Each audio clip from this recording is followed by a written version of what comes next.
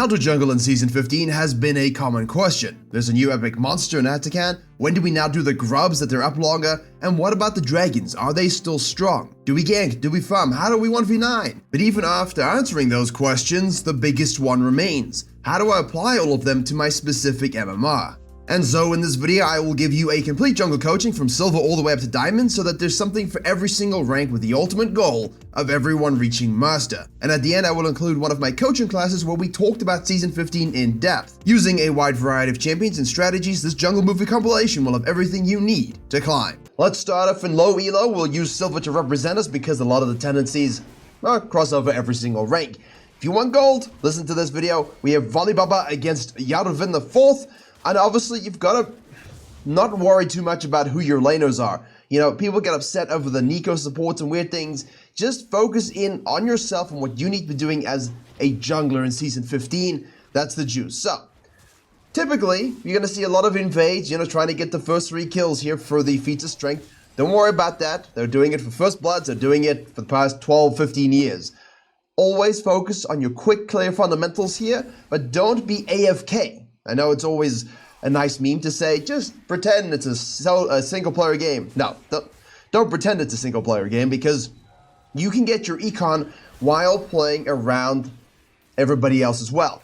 The difference that I'm suggesting here is pretend that you can use everybody for your own advantage because you can and you will. So, we finish up the quadrant here. If you see a gank and it's a free gank, go for it. But only if it's like 80-90% guaranteed, right? You will get that assessment wrong very often early on, but you will get better at that assessment. You will go for the gank here and be like, oh, I actually can't gank, and now you're screwed. That will be a lesson for you. Here, nothing we can do. Look at this thing, nothing we can do. So we just full clear up, no cut at all. And you want to make sure you're doing that on most champions, right? Obviously here I suggest doing the Grump first, then the blue, Grump first, then the blue, because what this means, my friends, is that these camps will respawn in order. So if you need to do Scuttle Crab, or you want to do a dive here, or gank here, and you go back to base and such things, the clear afterwards will be nice and smooth and continuous. You don't have to wait for a camp to respawn. Whereas here now, both junglers will have to wait for that Grump to respawn if they don't get a gank off. And that's what they mean by thinking about yourself, right? Focus on that first clear first, and then look up for a gank. Only cut out of that clear if that gank is truly fresh and juicy. Most likely, most of the time, it won't be that case, so it's better just to make sure you get your camps down.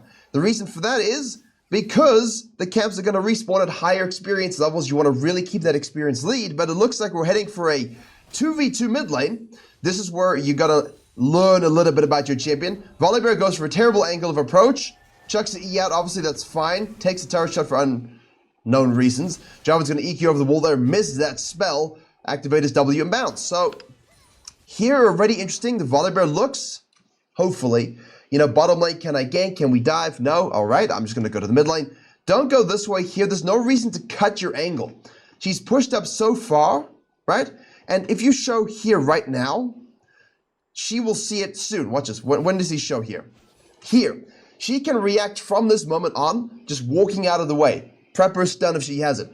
If it's a champion with mobility, they can move out of the way. We don't like any of that stuff. We don't want to give them time to process and react. So, go around the outside. If you're clearing down as Volibear here, or even as Jarvan clearing up, don't keep your eyes off the minimap. By that I mean, yeah, you're focusing on your mechanics and getting better at clearing in low elo, but keep your eyes on the minimap as much as you can, and look for when champions dip down or up or down, because it'll teach you to look out for where and when it's warded. So in Volibear's case, say Annie did ward this bush right in the middle. All right, well, you walking at her through a ward makes it even worse. It's better, okay, to stick to this side of the river, stick right close to this wall. Typical stuff, we've mentioned this for years, but I'm assuming you haven't seen this stuff. Touch the walls, cut in, and now look at the fog of war from blue team's perspective, all right? Look where it cuts, halfway. So you would only show, if she pushes up more, right? If she pushes up more here to go trading against the Lux, you would have a really tight angle, and she'd see you very, very late. So you could already commit your E flash Q to guarantee her flash. And if she doesn't and Lux hits her stuns, or whatever champion you're playing with hits their stuns, you might still kill them anyway. So the Volibear has a really bad angle of approach there, and the Jarvan tries to do it correctly, but his lane is not in the same position, right? More blue minions and red minions. This is pushing towards the turret. Jarvan doesn't have as much room to work with, but Volibear does. So what we see just transpire is, and he gets to save her flash. Jarvan misses his spells. Mechanically, you got to be better. And now we can carry on with our lives. At this particular point, what the Jarvan... so the reason the eyeballs show up on you here is to say, look, you're seen. Now, I don't necessarily hate the logic, okay? But both junglers have failed to recognize the most important information. Press tab. A full clear plus Scuttle Crab is 28 CS. Please hammer this into your brain. 24 CS is a full clear first. Scuttle Crab is plus 4 is 28. A second full clear, now say he goes back to base now, then does Krugs, Raptors, Wolves Grump again. That's 44 CS, all right? Those three numbers got to be in your mind. 24, 28, 44. You've got to know those. Because right here, Jarvan can just go to the turret and go back to base. Like, there's no reason for him to stay out. He knows that the bottom scuttle is gone. Press tab, C28. Same thing for the volley. Bye-bye. It's gone. Just go back to base and buy. And if you have not a lot of gold, that sucks. But, you know, you got 973. That's more than enough. The Jarvan, though, senses a potential gank in the bottom lane, right? So why go through the river where you're going to be seen? Go around the loop. This is last year, season 14, these changes. Go around the loop, right? Or you can cut in here as well, depending on what's going on. We can look for this trade, all right, in a significantly better, this gank in a better way without being spotted. You see, we could actually go for this without being seen whatsoever. Now, in the meantime, Volibear decides to repeat gank this because Annie is now pushed up a lot more. Better angle of approach. You see the difference here? He's now coming from the back of the bush, so he can actually hit her from a wide angle, much better. And Annie knows that Jarvan's down here. Jarvan actually sees this. We can see him moving up here as well to counter gank this. Now, again, assessment. Can we 2v2? Lux decides to go in, and he does hit the stun. That should have been easy EQ for the Jarvan. Forces a flash out. He could have maybe flashed also for that, but no reason to do that whatsoever. Burner flash, take it. Yeet out. Don't overcommit for that kill. So Annie saves her flash again. We have the roam from the Trundle. Sorry, the Neeko. You see, already? Mind game is just from the replay. And Jarvan is now able to take this respawn camp here and this respawn camp here without basing. Huge for us because we can maximize the experience, base, go top quadrant for these into this. Did you see that? Did you see that? Always look at the minimap even in these replays. Look at this. On the minimap only, watch the minimap. There it is. Right? He showed. So we see this. Keep your eyes on the minimap, and you see the pings already from Silver. Okay, look, Volibear's coming. Darius saw him, respected it, wanted a ward for it, didn't think about warding beforehand. Now he's been ganked. He walks into the gank, but we get the ghost.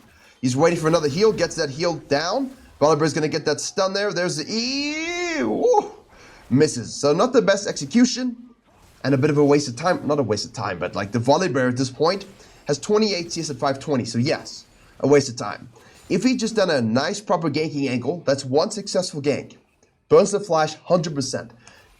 Knows this is gone, just goes back to base, can now gank top lane after buying. Can then sequence all the way down and gank bottom lane straight up. But instead, he ganked badly, didn't track, so ganked again badly, walked up here, went through here, walked through this vision, went for a gank that shouldn't have been rewarded, and now goes back to base. The guy doesn't even go back to base, the guy stays out.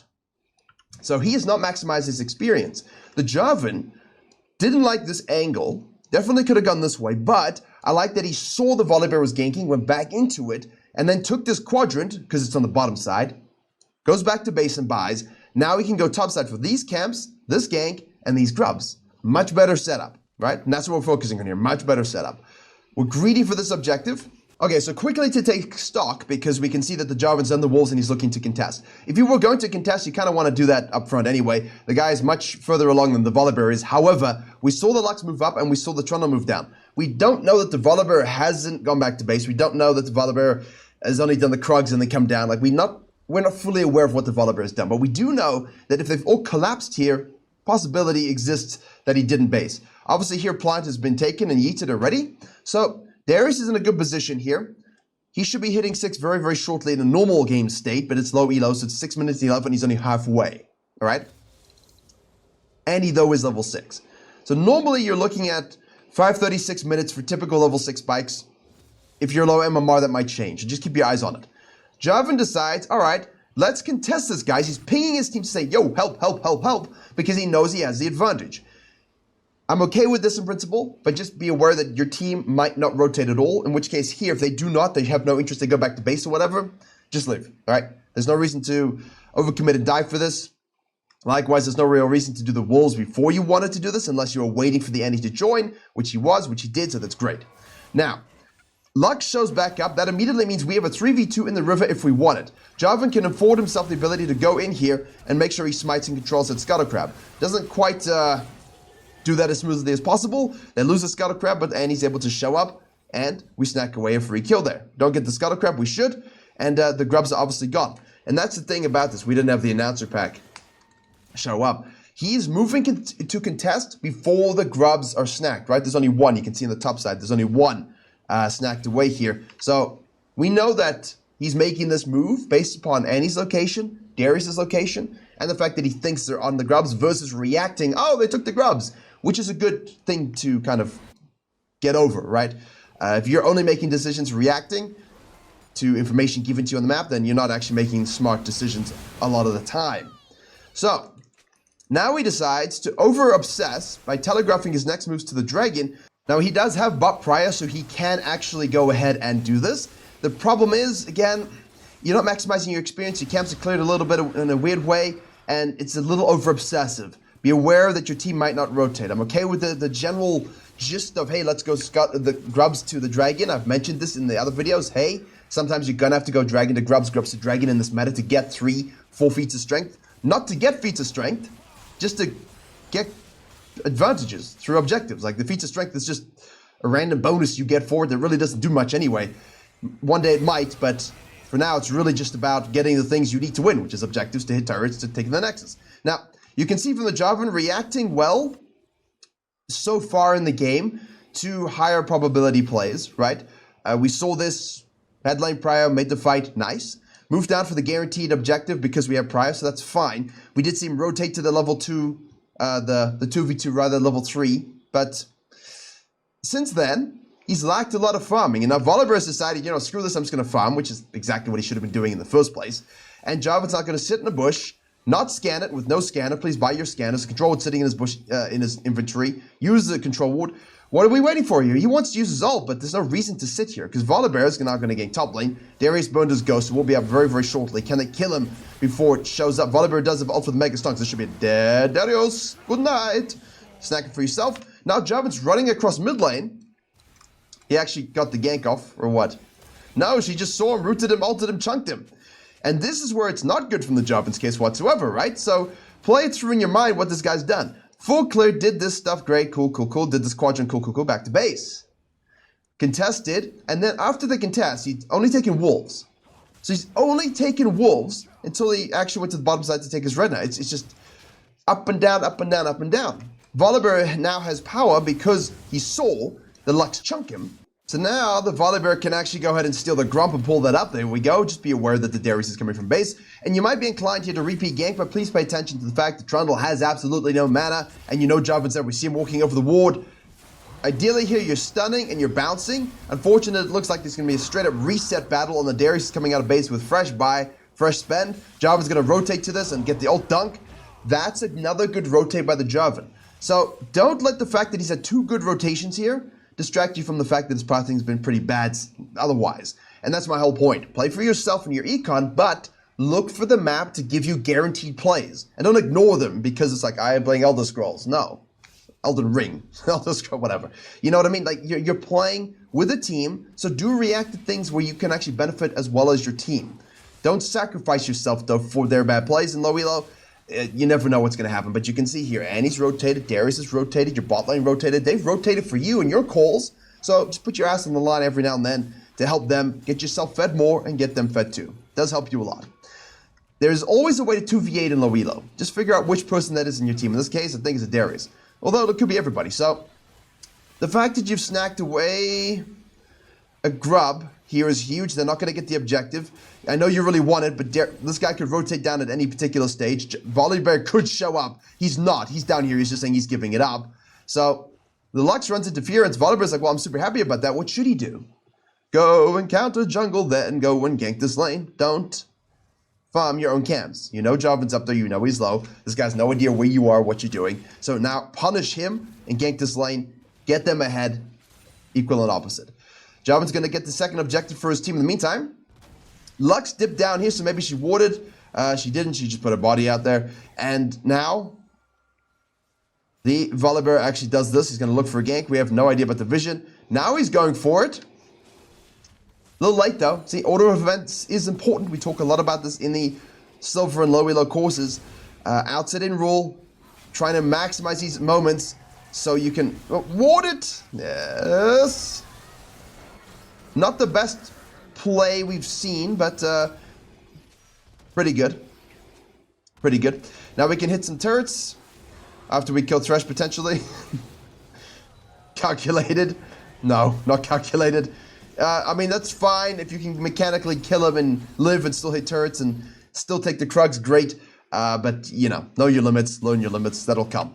Jarvan in the meantime now is actually down. Like, he was down 20 CS.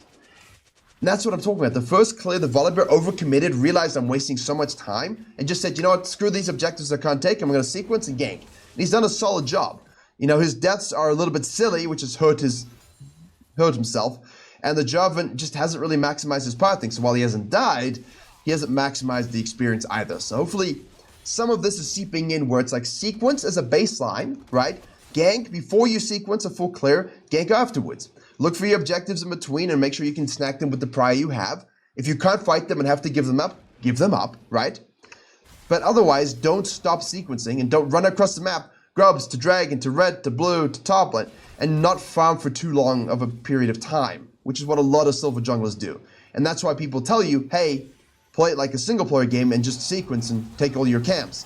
I'm saying, well, sure, do that, but you don't have to pretend you're an offline. you're in an offline game. So, Volibear goes in.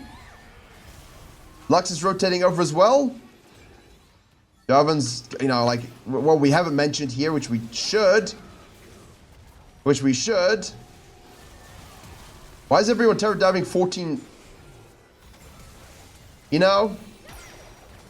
Nice cue. Well, we don't do any of what you just saw. What I was going to say is Jarvan is 2,500 gold in pocket here. The guy stayed up way too long. He rotated all the way down without basing. Make sure you base and buy. Now going for this, like, this is all a waste of 30 seconds, right? He could have ready back on the map, bottom quadrant, dragon. He didn't play around his Darius fully in terms of turret pushing.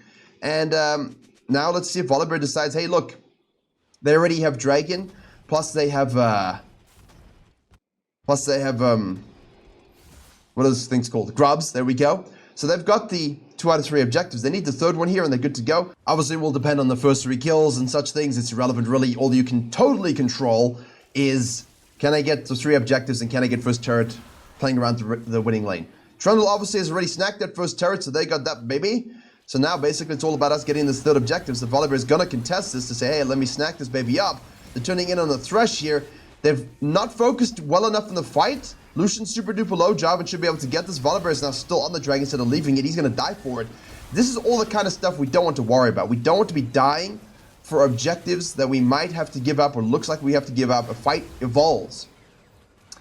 Look for numbers advantage, but a fight evolves. If it looks, oh, you know what, it's doomed. Lucian is low, he has to leave. Then just leave yourself. Leave and full clear up. Guarantee all your experience. Do some counter jungling, gank and kill somebody else. All good. But there's just been a lack of farming, and you're going to see this throughout this video. As we go through gold, platinum, emerald, diamond, right? All the way up to high elo. You're going to see the difference here in the ability to make the same kind of PvP plays, ganks, rotations, while still getting the farm done. And at each level, that will increase better and better and better. And that's really the balance of jungling, right? To be able to farm and get your own econ, to take the objectives that help your team and help yourself, and to deny the enemy jungler from being able to do either of those things, and of course, throwing in the ganks there as well, preventing and doing. There's a turn EQ.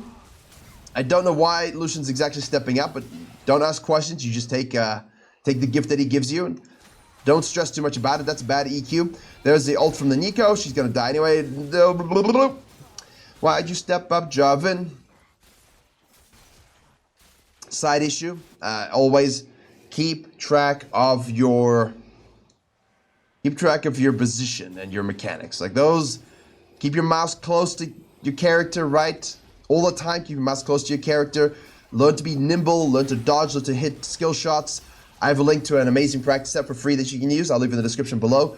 Training tool for League for these exact kind of things, but that's what you need to focus on low elo as well. Your decisions are great. Farming as a baseline, as I mentioned, looking for those great plays around your farming to help your team get those kills, and then to get those objectives and push turrets, that's great. But if you're missing your skill shots, and you're not able to be aware of the things going on the map, it really doesn't matter. So you got to train these things at the same time. It's a tough thing to do. But you can see now Jarvan's 2-on-5. You're like, well, he's 2-on-5. Volibear's 1-5-4. Why is Volibear up in experience? I see this all the time. The deaths are irrelevant here.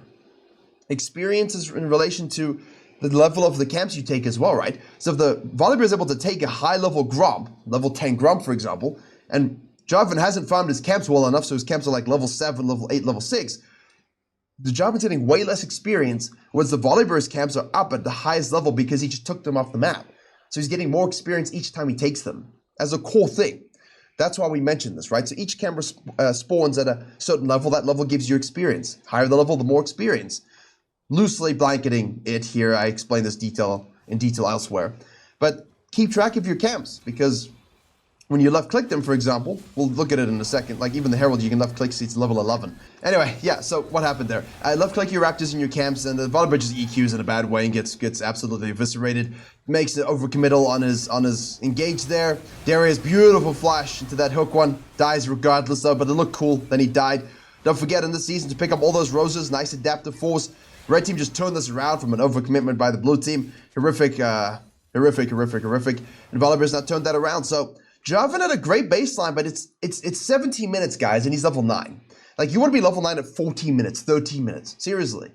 If you're lower than that, look at it, and it's most likely because you're doing a great full sequence first, and then you're just not touching your camps in an order ever again. Even the Volibear at level 10 is not high, you know? So, look at this. Like, this is what are these? Literally level 6 Raptors. That's a 3rd level Raptor camp. So he took them first clear, he took them against second clear early, and he has not taken them since.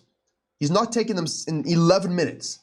Because he's been running around like this, just rotating to things instead of playing, not single player campaign, but playing efficiently, all right? If you just sequenced his camps and done what I said, you have high level, you have a lot of KP still, you have objectives, and you're good. And you're good, seriously. Obviously mechanics, you're missing the EQ there into a dunk. You know, you don't win that, you're down 3 levels. You know, the Trundle is super far ahead. I know people are like, but Trundle, no, you're down 3 levels, man. You'd be losing to anybody in the game right now. And the Volibear is able to take the Herald. Nice gank on the Annie there, immobile champion. Botline is taking the turret. Jarvan is not taking the pressure he had early, which is great. And really used it to get ahead and to carry this team. You can't blame anybody else as well, because he has no purpose, right? And the whole point of this one was to show you a little bit of how you can have that purpose. And Volibear, while he wasn't great in moments, I like that he just said, you know, I'm giving this objective up. I'm just going to farm and carry my camps over. And look, 3 grubs, 1 herald, 2 dragons to 0. Doesn't care. It doesn't matter, right? Feats of strength don't give you a free win. There's just a free bonus for doing certain things early. The boots are nice to have, but it's really about why you take the objectives, why you want 3 kills, why you hit turrets, etc., etc. So if I have to give those things up early just to get all of them later, I'm okay with that. They're able to kill the Lux. Now, Volibear is like, well, you know what? I have a big lead. Thresh is on the wrong side. Let me try and make this turn. Get dunked by the Jarvan, and we flash out of it. Nice hook by the Thresh as well. Volibear is not really tracking his W2 too much. Neither is the Thresh. Jarvan's got completely target swapped. You see this? Volibear is really fed in the back line, and they keep running at him one at a time. I don't know why they're running at him one at a time. Like, the Volibear looks like a god here, but this was the Jarvan. He dunked him, he got hooked flashing out of it, he just started to chase someone else. Just kill the Volibear first, guys. Just kill him first. And the best thing about this is, I love it. They were going for the dragon first, a fight developed, they didn't do the dragon, they made the fight, they won the fight. Now that they've done that, we can do Atakan with no stress. Okay, this champion, this thing, really hurts. So you want to do this in the same way you would set up for a Baron or any other objective, right? You can't just start this up. I mean, you can. We're loading it now a little bit, you know, sitting inside the circle and things like this, and that's fine. But don't just pull these, don't pull it and start it up when the enemy team can just collapse and kill you. You will die. So I like this. Fight, then objective, then another objective. And that's a huge snowballing moment. But Jarvan's really shut down, man. Not gonna lie, I'm honestly shocked, actually, that it started off kind of promising. Full clear, Scuttle Crab, rotation, took the quadrant, came up here for the nice contest. But instead of just doing his camps, doing counter jungling, ganking this top lane again, you know, doing the dragon normally, he just walked all the way down here, walked all the way back across, and that's where people just lose it. That's why they tell you, again, just to sequence and forget your team, because you'll always be super far behind if you try and play for them. I'm not telling you to play for them at all. I'm just saying play for yourself and understand that it helps you and helps your team if you can just rotate to those scenarios where you can go and easily get free kills, push turrets, and get those objectives. All right? Hopefully that makes sense. Volibear didn't exactly do a good job of that overall, but the guy is, you know, benefiting from the Jarvan's and not so good gameplay. He's up 2 levels. That's huge. We've got the Darius kind of throwing a tantrum. Well, actually, I don't even think he's throwing a tantrum. I think he just has to wait because the whole enemy team are collapsing in on our turret here. We're being sieged. They have Vatican. It doesn't really do anything at this particular stage, but it does give them the free regen, the reset currently. So you're honestly forced to wait for the 150 seconds until this GA goes away. Don't force a fight because you get the goal, but they're going to go back to base anyway, right, and come back down here. So wait for this buff. Whoopsie. Wait for this buff to dissipate and disappear, and now you can go fighting again, right? Problem is, just like Baron, you're going to lose a lot. It's like a little bit of an Elder Dragon split between a Baron thing where you're just waiting for the buff to go away before you can fight again. And honestly, Red Team are doing a great job shoving in the map here.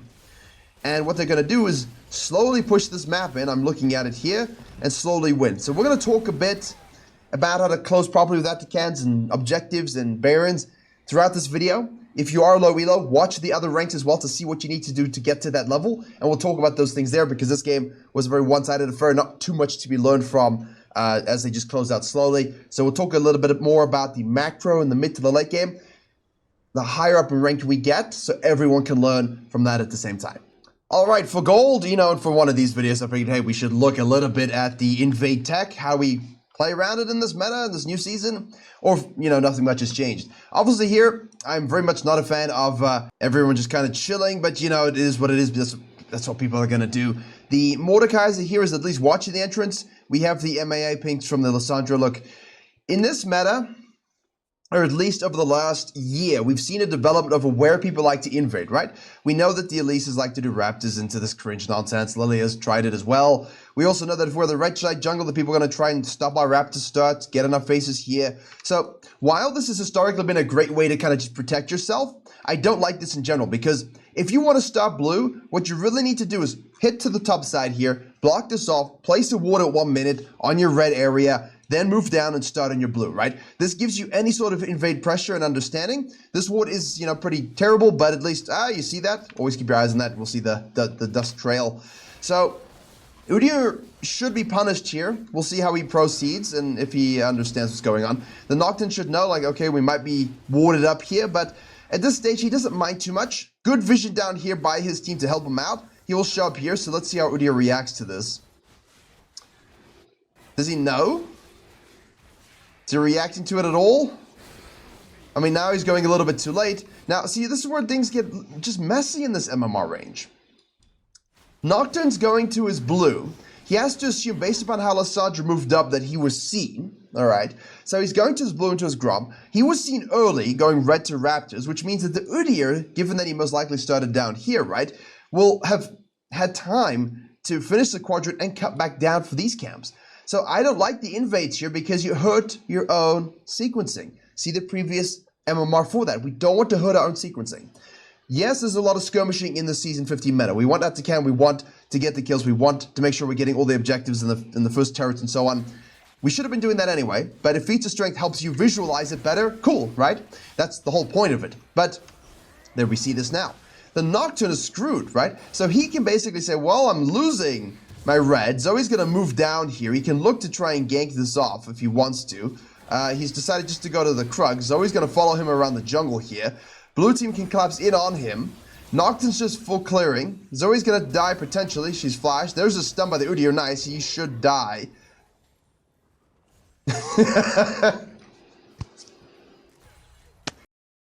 I don't know how to proceed, so this is hilarious. But from the Nocturne's perspective, you can say, well, look, I forced this. My bot lane should have rotated. No. You're putting coins into the slot machine instead of just playing your own guaranteed game, all right? We're going to move up here and do this gank as regularly expected, but the fact that blue team just has no idea and doesn't react to it is absolutely hilarious and outrageous. We saw better rotations in the silver game. The Mordekaiser here does have flash if he's going to use it or not. He decides to hold. Nocturne's going to finish off that kill. So the Mordekaiser should have flashed sooner. He does it, that's fine. Messes up his spells as well, so it doesn't really matter. Nocturne gets a free kill there. Udyr now gets a full 28 CS. He did miss one Krug, so 27 CS. The Nocturne will not be in a great position. Obviously here he will be 4 from the gank, but if he didn't get the gank off, guy would be level 3. Guy would have no camps to do, right? Now, here's where things get really interesting. First and foremost, Lucian and Soraka, please just lay sec or something. I'm not sure why or how you completely missed this, but it is what it is. Udyr is able to get himself a kill, and now we can start on the Grump here and carry on sequencing all the way up. Nocturne didn't track the respawn timer of camps, so you are now in gold. Good job, all right? Seriously, like, excellent stuff, but certain things are going to start to become more pronounced. For example, if he starts blue, goes Grump into wolves, you have to understand that the Grump's going to respawn around 420-ish, and that the wolves will respawn around 435 to 445, depending on what champion you're playing, right? So we know that these two camps are only going to come up at this stage. We also know that we saw the Udyr down here, okay, with a ready 16 CS, because that guy did this into this, right? So he, immediately we know, okay, look, this is only going to spawn in like 5, 10, 15, 20.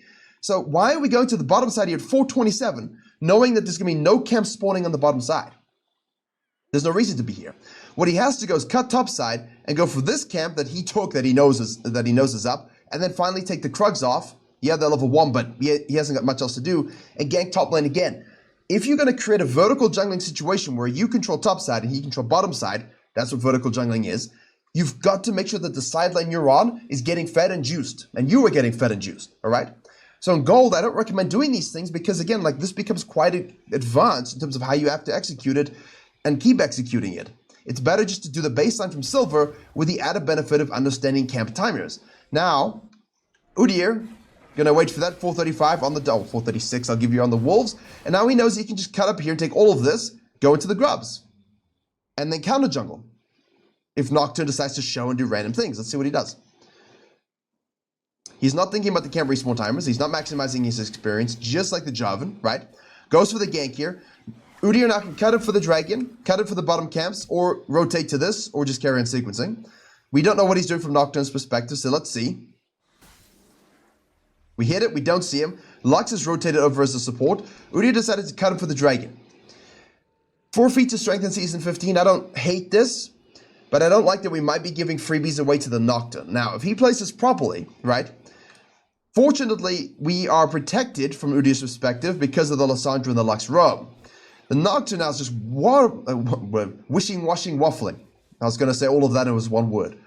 That's what he's doing. There's no real benefit to anything that he's tried to achieve, and now he's just going to accidentally fall back at 526 to his first respawn camp. Just like in the last silver breakdown. The camps that respawn are high value. You want them to respawn as much as possible throughout a game. If you are wasting too much time between their spawns and not ending up in a position to actually take them, horrific efficiency. Udyr does the dragon, goes ahead and ganks the mid lane here. He's already killed the Zoe. The Zoe was trying to help you, by the way, if you're the Nocturne. We're talking from the Nocturne's perspective. The Udyr is dismantling you. Because the Udyr is thinking like a better gold jungler who wants to get to platinum. That's it. He controlled the sequence, did his camps, saw you because you gave it away and just cut up and took everything. Now, this is the benefit. We see the control ward. Nocturne just hits level 5. Udyr's way farther ahead. Nocturne has no interest in collapsing in the grubs. And this is where you have to decide, like, maybe I should? I actually don't hate that he didn't, because 6, yeah, 6, but like, you're so far behind in tempo, you need to get some experience from somewhere and gank somewhere else. You need 6. You don't want to force this fight, but the fact of the matter is, he only is reacting now. And what did I say in the Silver breakdown? I said, if you're only reacting to information, you're not thinking about jungling in a very good way. He went down to the Raptors and then realized, oh, like, where could Udyr be going? After I saw him. Didn't even think about it. Malphite wants to contest and he shouldn't. Nocturne is waffling around. This is a difference between people who get to Platinum right here and the people who don't. Udyr obviously here, let's see what he does. Yeah, that's a little bit silly. We shouldn't have done that. We kind of should have tracked the fact that the Nocturne had at least enough CS to justify everything. We gank again. This is a great example. This is a great example. Let's see how this transpires while we talk about this. Of exactly what I meant in the Silver one to build upon that. I said the Jarvan should focus on his clearing and his sequencing, right? And only react when there are guaranteed plays to be made. He's 2-0-2 because he's doing exactly that. And of course, we are going for the Q build with AD, which is huge, right? A lot of pick potential, a lot of great dueling potential, especially against a Nocturne. We can snowball this super, super well. So he just clears. Zoe shows up, he kills her. He's a little lucky, but that's fine. Then, of course, he can go back to base, do these camps again, cut it for the dragon, snack that up. Sees a gank, takes the gank. Sees grubs, takes a grub. Sees a fight, takes a fight. Sees another gank, does it again. He hasn't stopped to gank at the expense of farming. He has ganked around his farming. He's taken objectives around his farming, fallen back to farming afterwards as a reward, and he's in a great position. The Nocturne now is catching up a little bit in farm, just as a byproduct of the Udyr being so busy, but we're going to be down to CS. 1,500 in the bank. We are down 500 gold, and, you know, we've only got the 1 kill here from that first gank that we did. This is something we should be looking to dive, for example, right? Now, he's got his ult up. He's not looking at it. He's not thinking about it. Yeah, the waves in Season 15 are thinner, you know, in terms of the fact that they kill each other more, and you don't necessarily want to be under the turret too much with less minions, where the turrets do more damage. But this should be something where if Malphite is ultimate, you're looking to gank this, especially if Mordekaiser doesn't, right? This should be a gank, even here without ultimate, that we should be able to make. And you're going to die doing it. But get used to it, because you're going to need to make these plays in Platinum and Emerald and in Diamond. So you might as well start that practice now. But his F-King has been heinous, and his decision to invade has only hurt him. The invade was dumb. That's exactly my point. If he just full sequence, none of this would be happening. Well, based upon how he's jungled, a lot of it would still be happening. But, you know, maybe he'd have a better shot. Did give the Udyr a lot of opportunities. Now the Udyr comes out of base again. Can I gank anywhere? No. Is there an objective? No. All right, I'll do my camps. Now I'm done with my camps again. Look again. So he's playing for himself, but he's also looking at how the map can help him. And that's the most important thing that you need to actually realize here. If you're strong and you got Prio, you can definitely go looking to invade. We've seen the Nocturne. Nocturne should have seen him. I don't think he did for some particular reason. And now we see, oh, hello, sir. Wastes his W, just gets eviscerated. Well played. They've shown themselves not to know how to rotate, which is perfect for us. We can cut this wave off really, really nicely as well. Our bot lane isn't really doing anything if with the Udyr. Ah, good job. Good. This is great. I'm very impressed with the Udyr. And what you really need to most likely learn if you're a gold jungler is the mistakes that you make in gold that keep you gold are what the Nocturne's doing. And the things that you need to do in order to get out of gold are what the Udyr is doing. It's a great, great replay here showing you both sides of that coin. Now, I would like to gank this again, but Lux is dead. Bane is low. They're losing. I have a RNG Scuttle on the bottom side and a Dragon sporting. I don't think they can rotate over here with no mana, so I can just pull this immediately right now. Obviously, keep track of the fact that Nocturne's on the map and Mid might disappear. Lux comes from base. Great snack. Nocturne, you know, wastes his ult. Like, it's 11 minutes, and that's what his first ult. You got to get your 6, use your 6. Get your 6, use your 6. And if you don't have your 6, farm it up, counter jungle it up. None of that's changed, right? Season 15 is all the same for this stuff. It's how we play around the objectives, the feats of strengths, and everyone's focused on those things. That's a big thing, right? Everyone is focused on them more so because of the fact that it pops up in your face, which is understandable. So Udyr made these plays. He accepts that he's going to lose the grubs. That's absolutely fine. He's got 3 objectives already. You know, if they have first to 3 kills, they'll get the boots. If they won't, they just need to get a turret. So from Udyr's perspective, you know, if you have the first 3 kills, you can think cool, but don't. Don't think that. Feature strength is useless, right? As a thing for guiding you. It's a thing that's great to give you feedback on your jungling, but even if you were to get feats of strength here by getting all of this stuff, doesn't matter. Doesn't matter. Go ahead, focus on getting that first turret anyway, because that's how you should be jungling at a high level. Focus on turret damage, all right? So Udyr here now uses his pressure that he has to get into his face a little bit. I feel like this is a little bit of a gold moment coming through. And again, you know, we're not going to talk about builds because builds are going to change. This video is going to be out for months, and you guys are going to watch this in the future. It's all about the jungling theory. Just pay attention to your builds. Make sure they're the right builds. As runes get buffed, items get buffed, metas change. The champions aren't the entire focus of this movie. It's really about how to use all the different archetypes of champions and how to jungle theory and apply the jungle theory to your rank. But yeah, I know this is a thing people can do. I prefer you just go stride break your Trinity Force. Keep it simple. Make sure your leads are transferred over to LP through intelligent itemization. So, really amazing early game. We won 6,000 gold by 14, and ideally level 10. Nocturne has better sequencing compared to the gold. You can see that already. Both at 100. So even though the Nocturne played really badly, the difference between the silver and gold is very pronounced here, right? The silver guy wasted all advantages and times he could have to farm and just straight up, well, didn't do anything. Whereas Nocturne here had a rough game, bad pathing, bad decisions, didn't track, overforced, was too passive, but at least he sequenced then and was reasonably efficient at his camps. Now he's in a better position. He's at the same level as Udyr. It's great. It's good. Much better. So we are very close to level 10. Nocturne's able to snack the baby up. I think we should have just looked straight for the gank here. He's chasing a little bit. Again, the gold is going to come through. Should be able to kill him regardless if Lissandra and everybody can hit everything. Soraka's ult does go through.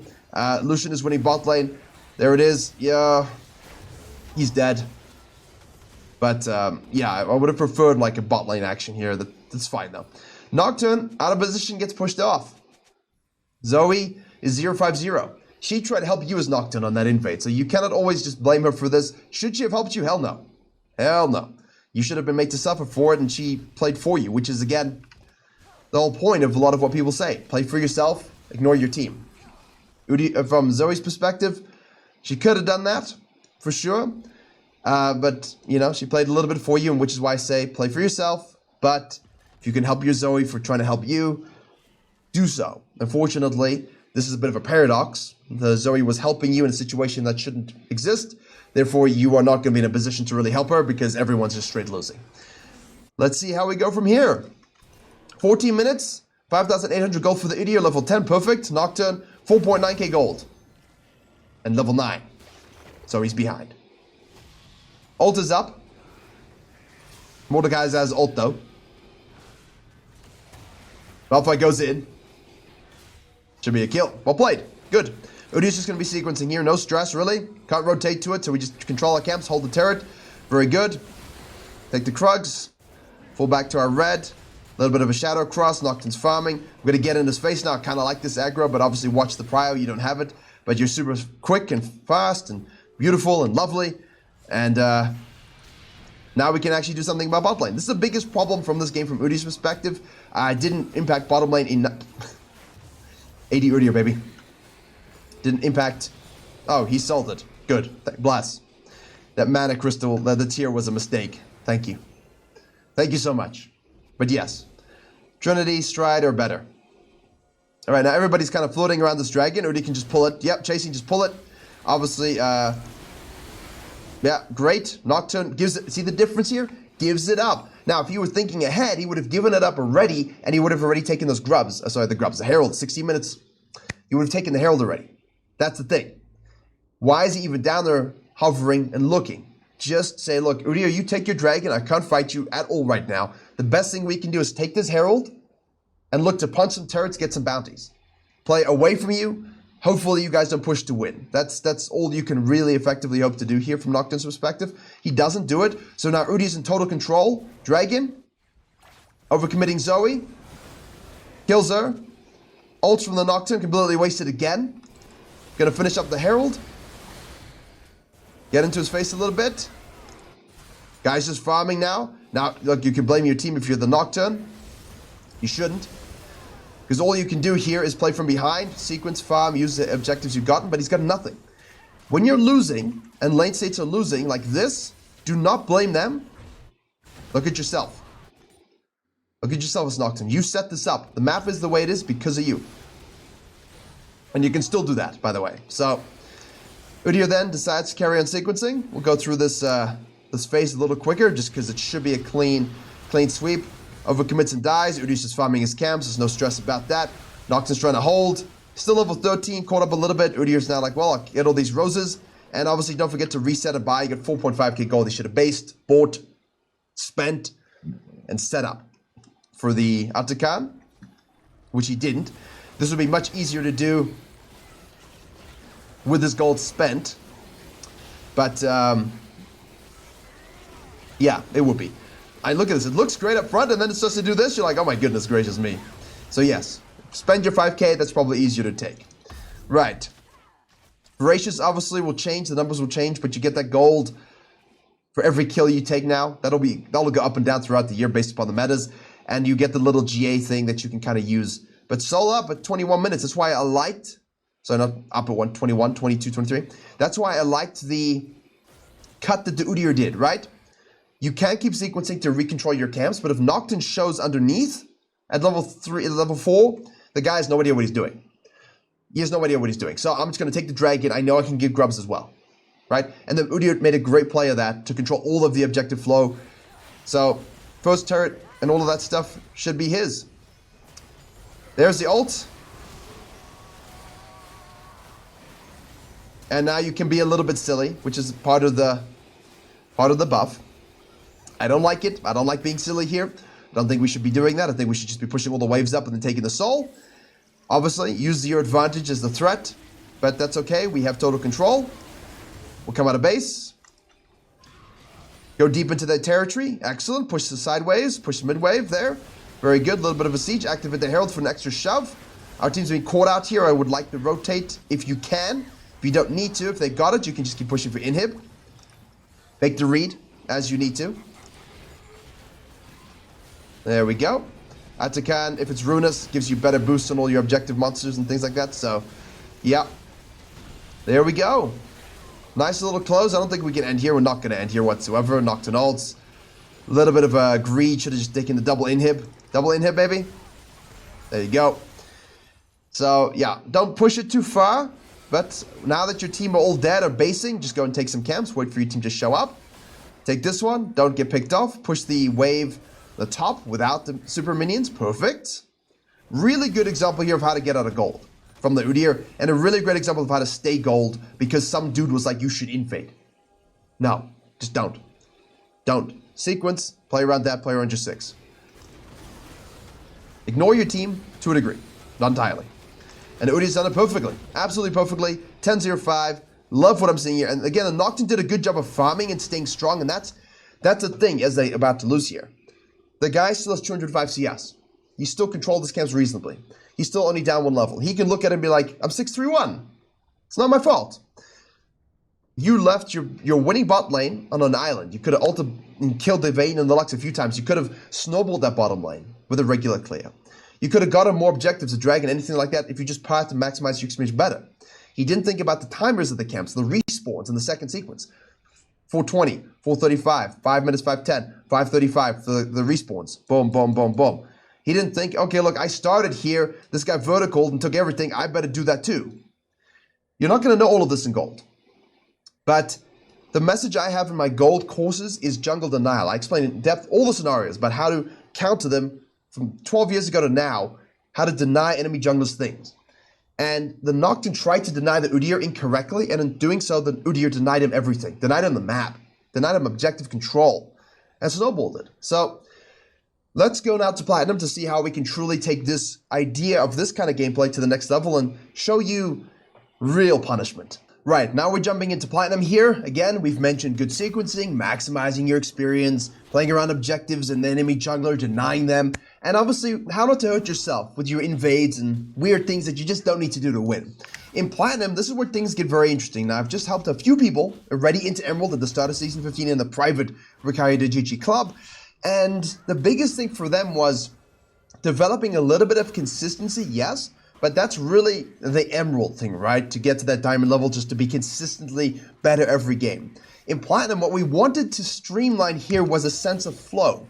Now, that sounds abstract, and it's not, I'll guarantee it, by the end of this game. The idea behind this, right, is, okay, sorry, camera froze, but now we're good. The idea behind it is really just to describe how we can stitch together all the jungle fundamentals we know and we've learned and how we want to play the game, and recognize when we need to go from one to the other quickly, without hesitation, and not stalling our growth in the game, but also just in our general climb. So we can see here we've got the ward from the Lilia. The Wukong has decided to do red, Raptors, blue. This will give him level 3, gives him the ability to kind of reverse clear down on a halfway. I'm not a big fan of this at all. I think if you're gonna reverse clear with conviction. Do red, blue, Gromp, Wolves, Raptors, Krugs, cut the bot lane, do the Scuttle invade here, or cut up and invade and so on. You got a lot of things you can do. What he's really trying to do, I think, is just to avoid the potential of a Lilia invade, but the Lilia knows where he is, what he's done. She can sequence all the way down. She's going to have some tempo control. So some of the things we're going to start to talk about in this range of MMR is, yes, stepping up our jungle denial that we introduced earlier, but also the idea of tempo, tempo debt, tempo gaps, finding out when we are behind in tempo and how we can reclaim it, or finding out where there's a gap in the enemy's tempo, like when they're base, they're sitting in a bush, they're doing an objective, and doing an objective, and we can punish them for that, or just take something for that gap. For example, if Lilia, who's doing this full clear now, okay, well, she was doing a full clear, she decided to gank the Orianna. She's super low now. Wukong is just trying to get his Q off. He's just out of range. It's unlucky. The range does increase as you level it up, so always pay attention to your champions. Now, overall in this game, contrary to the games we've already had, for some reason, the Platinum junglers have decided that they didn't want to full clear. Why did the Lilia cut short here? What did I mention in the previous Gold MMR range? I said, if you can finish your full clear, first and foremost, that's our goal, right? For most junglers. If I see an opportunity to gank and rotate, where I can guarantee to get a kill, I should maybe think about cutting my clear short. Now again, think about it, not 100%, just is there an 80 to 90% probability I get something here or my laner gets a kill? I would not call that in this scenario. Also, again, she didn't do Gromp into blue. Some champions will do blue into Gromp just for speed, but like in general, Gromp into blue is better. Now she's not even level 4, she's level 3. The Wukong cut out the Krugs. He's really thinking about the invade here, but I don't know why you would cut out the Krugs either. The 5 camper is so unnecessary. If you wanted to game plan a bit more action as Wukong here and not really care about the Lilia, then you can just do your Krugs, Raptors, loop back around and kill bot lane. You could just cut in and gank the mid lane, potentially, right? But if there was nothing, you could either invade and steal some camps, get in the face of the enemy jungler, if you have Briar, if you feel like you can, or just carry on with your full sequence. There's no downside to thinking like that. But what he's done here is he's really compromised his overall clear tempo and map tempo. The Lilia, if she just finishes this off and then goes for this, she's in a better position, because this guy is going to be going for the Scuttle Crab here, only 5 camps, not 6, compromised a lot of things. She cuts her clear short to gank this. Look at GP here, basic ganking fundamental checklist, and in Platinum you should know this at this point. The dude's got no mana, the dude's got no health, the dude's got no wave. You know, like, this is just silly for us to even think about going for just because we see a low mana Orianna. Like, I know we kind of get close here in a sense, you know, we miss our Swirl Seed, and you might think, look, Virkayu, this is close. She has Flash Up. She has Flash Up. You're taking the full brute force of the minion army. Gangplankers are pushing up too much. The Wukong, you know where the Wukong is. See, this is where it's inexcusable. If you didn't know where Wukong was, sure, but you know exactly where that guy is. He's on the top side. He can rotate easily and cut through to this. You know it. So this whole play, she loses her clear tempo advantage inherently by champion design. She decides to create a small gap in tempo here where the Wukong can freely get the Scuttle Crab, freely get deep vision, freely gank top lane without any punishment whatsoever for doing a suboptimal clear, right? So we're going to talk a little bit about how we think about the game in that sense as well. Lilia now, and this is a little bit silly from the Wukong. Let's just watch this here. This is what I'm talking about. The guy takes a Scuttle Crab. He knows that she most likely started Raptors. You should know that champions like Lilia, Kayn, Bel'Veth most likely will start on the Raptors, right? So in this particular situation, don't go probing for anything else other than the Raptors. Look, he's not thinking about the respawn, and that's the difference here with Platinum and Emerald. Emerald thinks way more consistently about how to really get in your face. The concept of counter-jungling, jungle denial, and punishing junglers from gold to platinum to emerald to diamond just increases every step of the way. And then slingshots to challenger. Like, challenger's just... you do not want to face a challenger jungler when you're in diamond, and you're peaking in diamond for the first time, because you will truly learn the meaning of pain and suffering. So here, last video, what did we talk about? If someone starts in the blue, then does the grump, we know that the grump's going to respawn around 420, 417, 420, 423, depending on the champion. Krug, same thing. Saw 415 the other day from some champions. Zyra is included, but others as well. If they go red into Raptors, Raptors as well. 417-ish, it will respawn, right? But if they start on the Raptors and not a buff, this will respawn around 355 to 402, I want to say. Usually around 4 minutes is a great bet. So we look at the clock, it's 402. We know that the Lilia shows up here. We press tab, we see, oh, well, she didn't do full clear. Well, you should know it, because full clear is level 4. She was level 3. She only had 20 CS. So she's got to go back to the grump. All right, cool. That means you know she's going to be busy here. This is where you want to get Emerald? I know you do. This is where you get shit done at a high level. And the guy just got to Emerald was with Warwick as well. So you punch in here, you hit the punt on the Crux to get the timer, you snag these suckers up, you ward this bush right here because you know she's going to loop back around, and then you bounce. If you see the Lilia trying to overcommit on a dive here, which is highly probable considering your Zai has no HP, then you can just hippity-hoppity W over the wall and snack her Krugs too. Respawn Raptors, respawn Krugs, level 4, right? Higher experience, we spoke about that in the low elo coaching of this video. Now you go back to base. Oh no, but Virkayu, Lilia took my Krugs. You're level 1 Krugs? So you skipped your Krugs, which you shouldn't have, but she had a brain-rotting decision to lose all advantage over you, and you got her respawn Krugs, and she only got your level 1 Krugs. Worthy trade, you win. So this is the kind of stuff you want to think about now and begin to think about in Platinum. And you can do. You will refine it, get better at it, and in Emerald you will start to dominate. The guy here was not thinking about the timers whatsoever. These will obviously spawn very, very shortly, but he's going to miss them. Lilia now gets a free camp, which he shouldn't have. This guy's going to go back to base. She cuts through again looking for this gank. Orianna still has her flash and the chunk damage. She's attacking again into a full minion wave. So the whole point of this long movie is to reiterate what we need to think about in Season 15 to truly maximize our jungling. Sorry for that word, but maximize is a good word for this stuff. What are we talking about in silver? Don't rotate out of your clear and when you've got great ganks. The gold Udyr did a beautiful job of this, right? Full clearing is baseline, only rotated to ganks when guaranteed success. She is, for some reason, forcing herself into a lane where Orianna has spacing, slows, damage, and the ability to harass GP from a distance. The GP has no gap close, no real CC, and he's being destroyed. Well, not being destroyed, but, he was losing a lot of HP early. So why are we going for this with no base?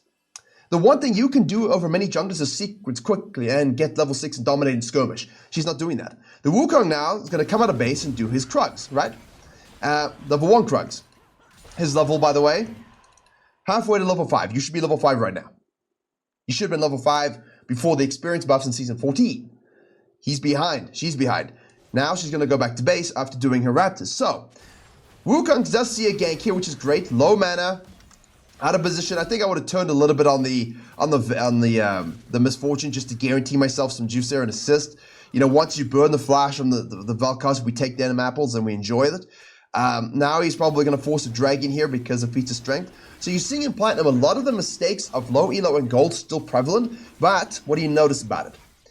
Even if they're wrong about the mistakes that they're making, they're doing it with more conviction, right? Fluidity, they're just doing things. Now, they're not always the right things, but that's a very important point. You want to succeed in anything in life, especially in League, sometimes you just got to do reps, right? You've got to upload videos to assess them, to actually get good at them. If you don't actually upload videos to YouTube, you're not going to become a YouTuber. End of story. As a jungler, if you don't do jungle things like gank and take objectives and invade the enemy jungler and try and snowball the game for yourself, you're never going to win as a jungler. This guy, even though he's not making the right decisions, is at least thinking about it. Now, the dragon here, we don't like that play. We don't like that play. Wukong's a broken champion, but we don't like this play. His experience is a full clear, potentially, but he chose to do a 5 camper. He didn't counter jungle a crucial level 4 camp when he should have. He then took a level 1 Krug camp that hadn't been taken, so all his respawn camps have now not been touched. Lilia does this, repeat ganks and necessarily goes back to base. What are we still missing here? Sequencing as a baseline. Playing around it as a baseline. And they're not doing it on any champions, and now Lilia is going to counter jungle, reacting to your death. Now, I've mentioned a lot in this video already, if you're only reacting, you are not in a good proactive spot. But, look at this. This is nothing to do with that, because what I'm talking about is, oh shit, they were on the grubs, and the dings grubs are gone. Well, why? You should know they're on the grubs, or presuppose they're on the grubs, and have some sort of inkling that they're on the grubs, right? Here, she knows the camps are available, but she doesn't know necessarily where the Wukong is gonna be, right? We see him on the bottom side, so we know he's gonna be down here on the bottom side. She knows, hey, I can snack the grubs here first. She could also counter jungle first, but she knows, look, it's safer just to do the grubs, get the objective. Huge for us, we can push turrets with it. And while he's down here doing this, fine. So she chooses to do the grubs, and because he dies, now I can react and take the grub. If he doesn't die, you can still go ahead, because the dude was so low, even if he was sequencing all the way up, you'd get this and get out, okay? So this is a good example of reacting while being in the right position versus reacting while not having any idea what's going on. There's a big difference. Hopefully that makes a little bit of sense. Now Set's going for the dive. All we want to do here is hit one Swift to do, one W do. We don't hit any of them. We don't have a Swirl Seed up. Now it's a Fiora. We miss another one. So again, mechanics gonna come back home to roost every single time. Doesn't matter how good your decision. If you suck mechanically, you miss your skills, it amounts to nothing. Now, Fiora is up 2 levels, so she has not shown the best ganking ability in this particular game. And even here, I think this is a little bit silly because Fiora can obviously escape. We're going to waste her ultimate here. We don't have the damage. We only have Faded Ashes. We're out of mana. Absolutely wasting all of our power. Wukong, super far behind now. First clear was terrible. Lilia's too. And now you're thinking, well, surely the Udyr from Gold was better. I agree. The Udyr from the previous video is better. If you're Platinum, go watch the Udyr from the previous video. If he jungles like that in Platinum, consistently, he will get to Emerald. He will be Emerald. He will get there before a lot of people who are currently Platinum, because they still jungle like this messily.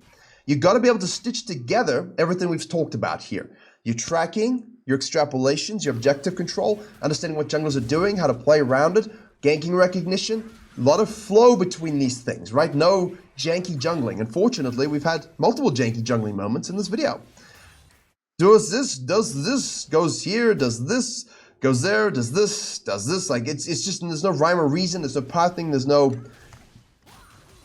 flow, right? Not good flow. If you are waffling, walking around the map, getting nothing repeatedly, you're not jungling very, very well. The Orianna is 0-0-0, the junglers are 0 KP as well. If this is your reality every game you play, look at this, why are we doing this? What should Wukong's focus be right now? Honestly, like, I understand you want to save the turret here, but I don't like this. She's moving back up through the river. You know, can we kill him at this point? No. What do you need to kill him? Ult. Get your ult. Get your ult. Get level 6. Now you can go look to do things. If Lilia shows up here again, you can lane gank this. You can dive. F key, you can maybe dive this before you do your camps. And then you can take a bottom side, right? Look, eyes up. Eyes up jungling. This is where we start to now focus less on our own econ and farm as a thing we have to focus on, because it should be something that's becoming muscle memory, right? All of what we're talking about here should begin to become muscle memory. There it is. Now he knows the bottom side's up, sees the top side, reacts and counter jungles it. Fine, cool. At least it's something in the right direction. They're super low though. Gonna have to go back to base. But yes, that eyes up jungling is gonna become something quite important here in this season, because there's a lot of fighting, a lot of onus on rotating for objectives. You want to be able to make the right calls, the right tracking moves. And here, I like counter jungling into great ganks. We have a TP being committed by the Orianna to make sure we go for this. The Valkaz has no flash because we burned it earlier. That's fantastic. That's a nice route there on the Misfortune. Great gank, lovely TP, nice synergy. I like this. Counter jungling always leads to great ganks. Lilian now realizes she lost camps. She's rotated over here. Yeah, she's up in CS, but, you know, getting the kill on the top lane, by the way, while we were watching that. There you go. This is just a good reactive pathing thing. As I mentioned, look up, click on the map, 80% probability of success. Use it. Use it to go and rotate to get that kill, okay? Not over your camps only. So because people are thinking less about their farming, should be at least, they're able to be more proactive and reactive to things on the map through counter jungling objectives, rotating to ganks and low HP targets. And really, this is just the maturity of your jungling going up a little bit. Set's really winning. Wukong's now 1-1-1. Remember the metrics. At 14, we want to have 6,000 gold plus level 10. We're really far away. 1,800 in pocket. She's just rotated directly to it. If you think you just have to give it up because Set's fed, fine. Absolutely fine to do that as Wukong. Wouldn't stress it too much. As always with objectives in general, the principle is if you cannot contest, if you just don't see the map availability for things, just give it up, farm up, get strong, ward up, don't die for things that are gone. We're late to it. We don't even have ult up. 2 seconds we do though, but there's no reason for any of that. Just sequence up, catch up a little bit in experience, counter jungle, push turrets. It's okay to give up dragons and grubs, as you saw in this video already. The Jarvan and the Nocturne in the first video in Low Elo, great example of Jarvan. I take these things, and Nocturne variably was able to actually take over a little bit. So keep your eyes on the prize. Right. Well, not Nocturne, whoever the other jungler was. Forgot already. Now, she's already ganking again. That misses again. Her ganks have been bad. You see, your ganks have to be really, again, well executed. 80% rule. Can I get the kill if I hit my spells and my teammate hits their spells? She's just walking in, thinking about trying stuff. Obviously, here we got a snowballing set, so that's fine. Dragon's available. Like here, we go up, this lane's lost. Don't play around the losing lane in general. The only time you play around a losing lane is because you're so fed, it doesn't matter that they're losing, and you can just carry the lane. Ideally, we want to go play somewhere else on the map to make sure that we can snowball a lead from a laner that's winning. In this case, ADC is super far ahead. We got them 0 grubs. We should have focused on maybe helping them there. We maybe could have dove and helped them out a little bit more, just in case, right? So here, this is a good reaction from the Wukong. We have observed what's going on here. Try and peel first and foremost. Set hits a beautiful E there. He's going to flash W flash that one. You know, this is where you wish you were fedder. You were more fed than you are. Doesn't matter because Wukong's really strong champion spotlight. Yeah, ideally, look, you see a really fed top laner, someone move down to kill your fed lane. It's like, well, that sucks. That's why it's important to snowball your winning lane, so that not only are you fed, they're fed, and this kind of thing doesn't bother you at all. Fortunately, it doesn't bother us at all anyway, because we have Trinity Force and we are Wukong. The Lilia really has not capitalized on any tempo advantages that she could have had. The Wukong also hasn't, so, you know, I was kind of hoping we'd have a bit more of a tempo debt, tempo gap thing, but, you know, when tempo debt is just you're behind, you know, or one jungler is behind and the other jungler has that advantage, how do you want to abuse that advantage, right? Or if you're behind, how do you want to catch that up? And thinking about this in game is not something you would necessarily do. It's something you do in VOD review, but it's through some sort of mechanism, right? Oh, well, you know, I'm behind in tempo. They got the grubs. I can't get there in time to contest. If I just skip that and accept that's lost to tempo debt, maybe I can counter jungle dive and take a dragon quickly while they're doing that, right? That little gap in tempo. That allows you to come back into the game a little bit. So it's something you look at in VOD review. You look for those tools. How could I have played this differently? And start to get used to that idea and plan them, right? It's not that advanced. I've made videos about it this season. Any season 15 video, you know, we'll cover that for you. The Jungle God video will cover that for you.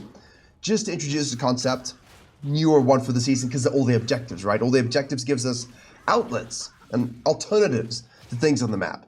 And we just have to think about the game a little bit differently, but not in a big way or a dangerous way. Hit the plant here as you go down always.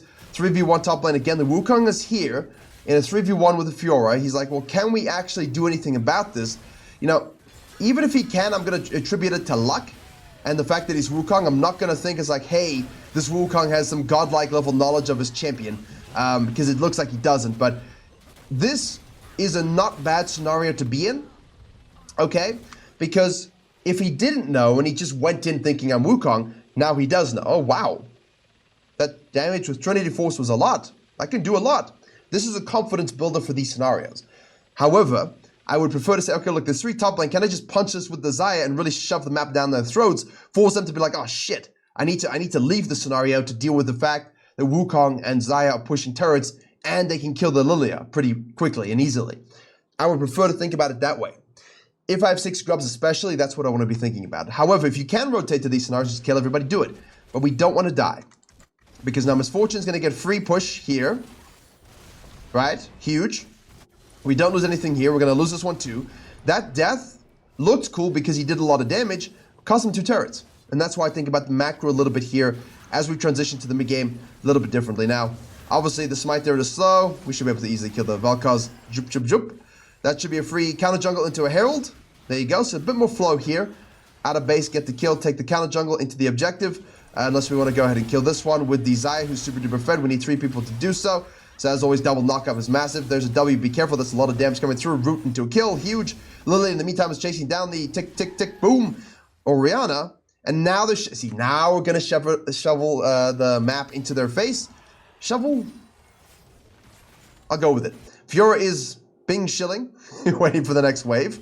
They have dead people. Gangplank is over there. She's just cutting this through. Wukong's now shoved this up, cut through here. They're pushing 2 people on the bottom turret. They have grubs. So now it's a bit of a macro split game. And these are the kind of things you want to think about more. This is being executed better here compared to gold. So while early game and all this messiness can still be pretty tragic, as you've seen, you do get a little bit more of a, hey, we have a lead, let's push the map forward, let's get into their jungle, let's start taking turrets. That you do see a little bit better. Like, this is a great trap, now we can cut this wave as well. You know, these things get a bit better in Platinum, definitely, and without a doubt. However, ain't nobody reacting to that. You see, so awareness is still not always peak. Orianna goes mid lane. Wukong is covering this. Set is quite fed. Vel'Koz is out of position. We see that one there. We get slow. Be careful. Dragon's going to be spawning. We see Lily on the top side. Let's swap over. Orianna dies because she overcommits, and now it's a bit messy, right? So, can we actually kill... No. See, now we should know. Okay, set is 2 items plus boots. Level 12. You are not that. So, silly.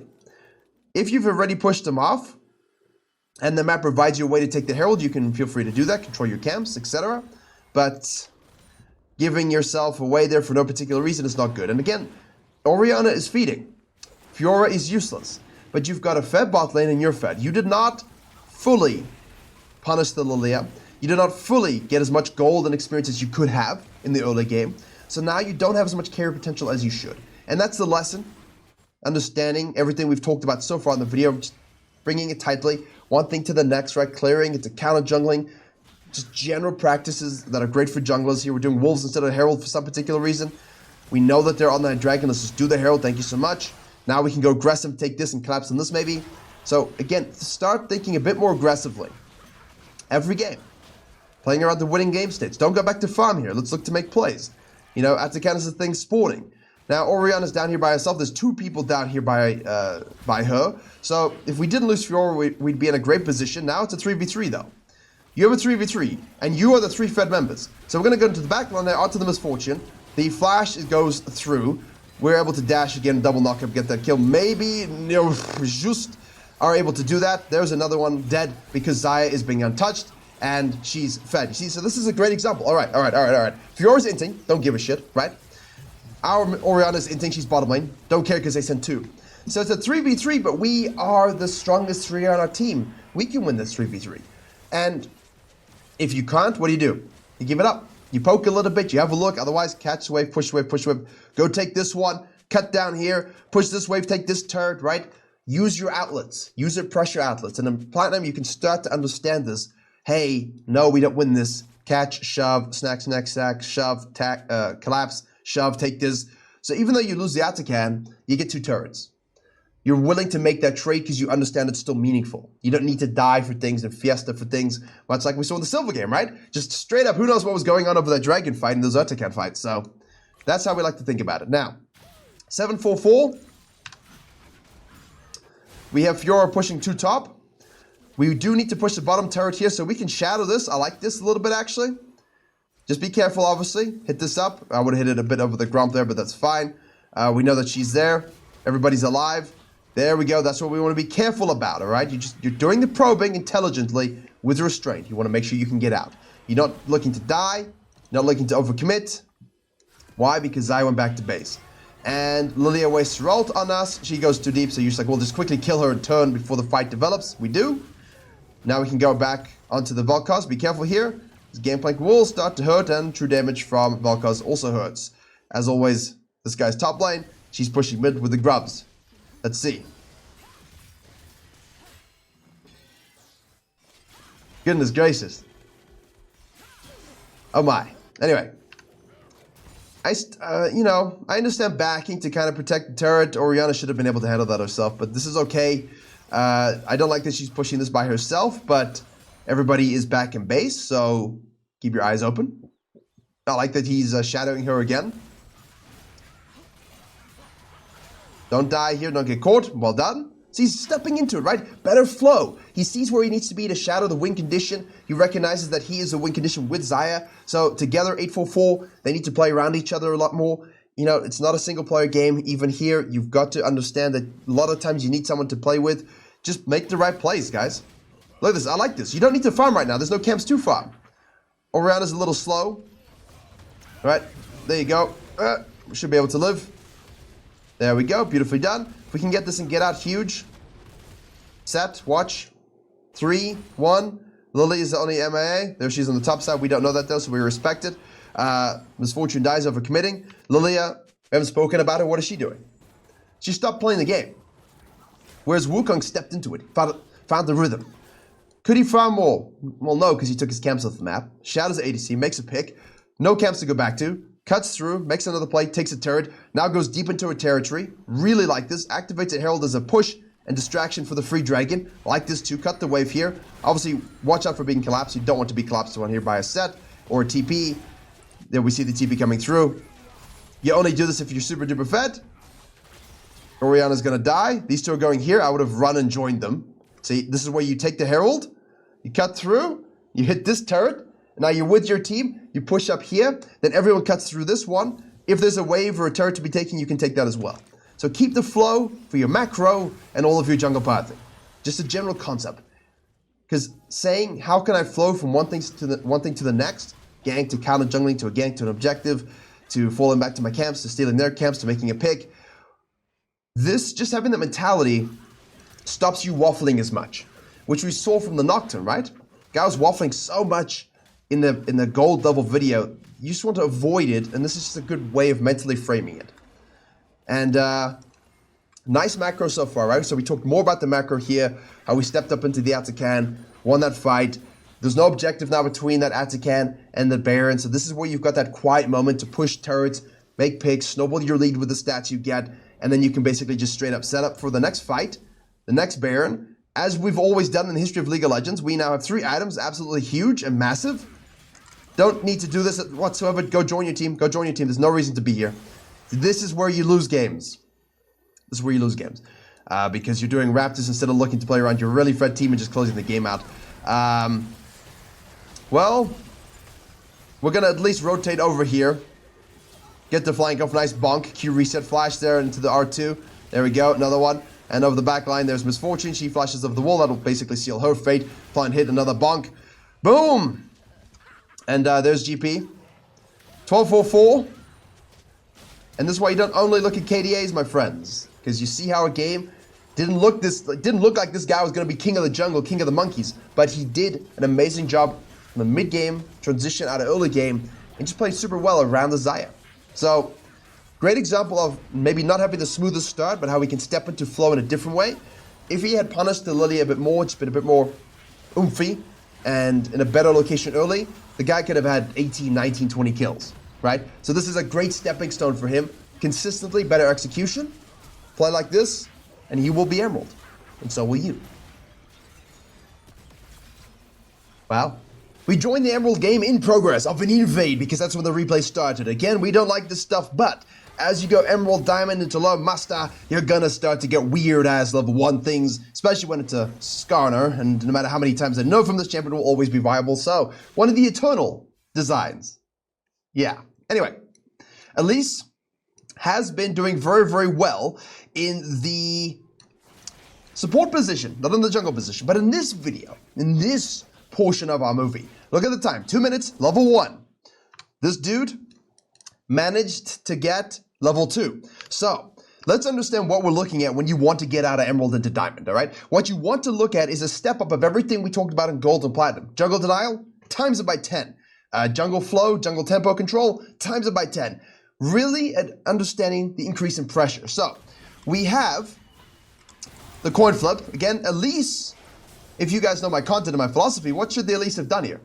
Just as a side point, what should the Elise have done to avoid what you saw was about to happen? Just leave.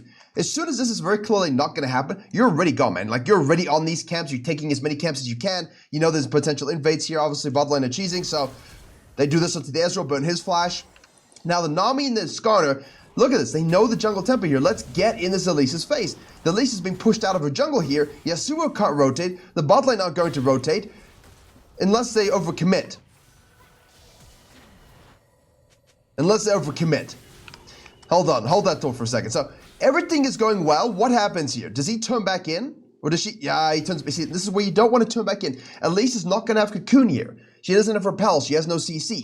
You've gotten in her face, ruined her day. She has no idea what's going on the map. Just walk away. Take your quadrant. She might be forced to gank this so you can maybe do something about it, right?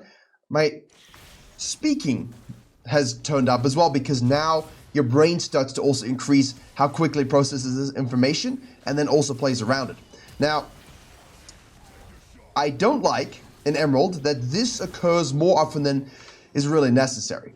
So Elise, if she just ditches this fight and doesn't even have the fight, she's in a better position. Because now, yes, Skarner knows where she's going to be, but she's able to at least control most of her quadrant and reset and things like this. Skarner's super duper low. Elise is being very, very irritating here. I know what this feels like. I know this is frustrating, but this is where as a jungler, these kinds of games showcase everything we've spoken about. And I didn't want to have every game be like some sort of ruffle stomping nonsense. I wanted to showcase a little bit, how do you get out of difficult situations? And this goes for really any jungler that you're playing, right? So we do have Smite. It doesn't heal you up, so she's just getting it low there because obviously missing HP on the Q is important, right? So knowledge of champions mechanics gets better. Skarner's compromised. He's lower here also, but he's going to finish this off, and now he can cut back up.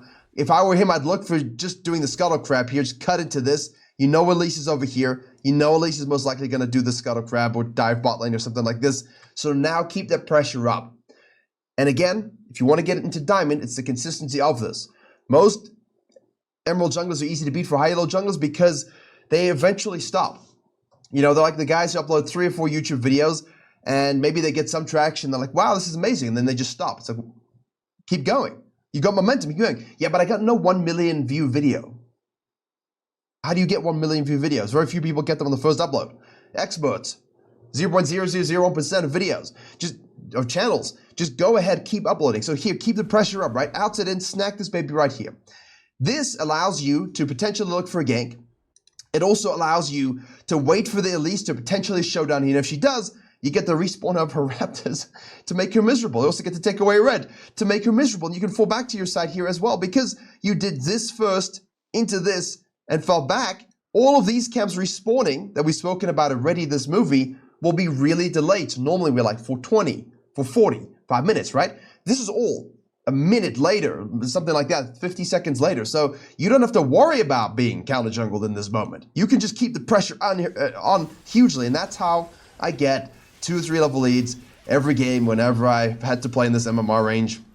Because if you just understand it a little bit better, that's why high elo junglers, you know, yeah, Emerald sucks, I get it, I know you all hate it, but this is what I have explained for years to people to do in this Platinum Emerald range, used to be called Platinum, sorry, and that's why high elo junglers have no issue. So this guy has done his wolves, reacted to the Elise, and that's a lot of what I was speaking about. He's doing it anyway, right? He's doing it anyway.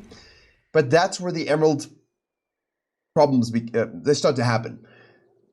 I was proactively telling you guys to think about the Elise potentially diving bot lane, doing scuttle, diving bot lane, doing scuttle. So I'm already positioning myself on the scuttle crab here to say if she does that, I'm primed to react immediately and without hesitation to take shit away.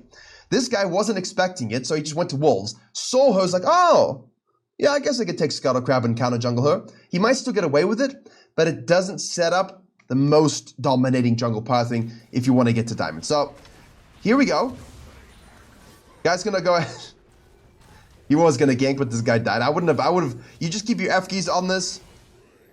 And if you're doing the Raptors here and you watch this, you're like, here, I would not E, hold your E, hold your E, hold your E. There's no reason to do this. Finish your Raptors, you're watching it. If the guy does move away and lose somehow, then you can E. Here, this is where we can react. Here, wrong kind of proactivity necessary. So now we're revealing where we are. At least knows where you're going to be.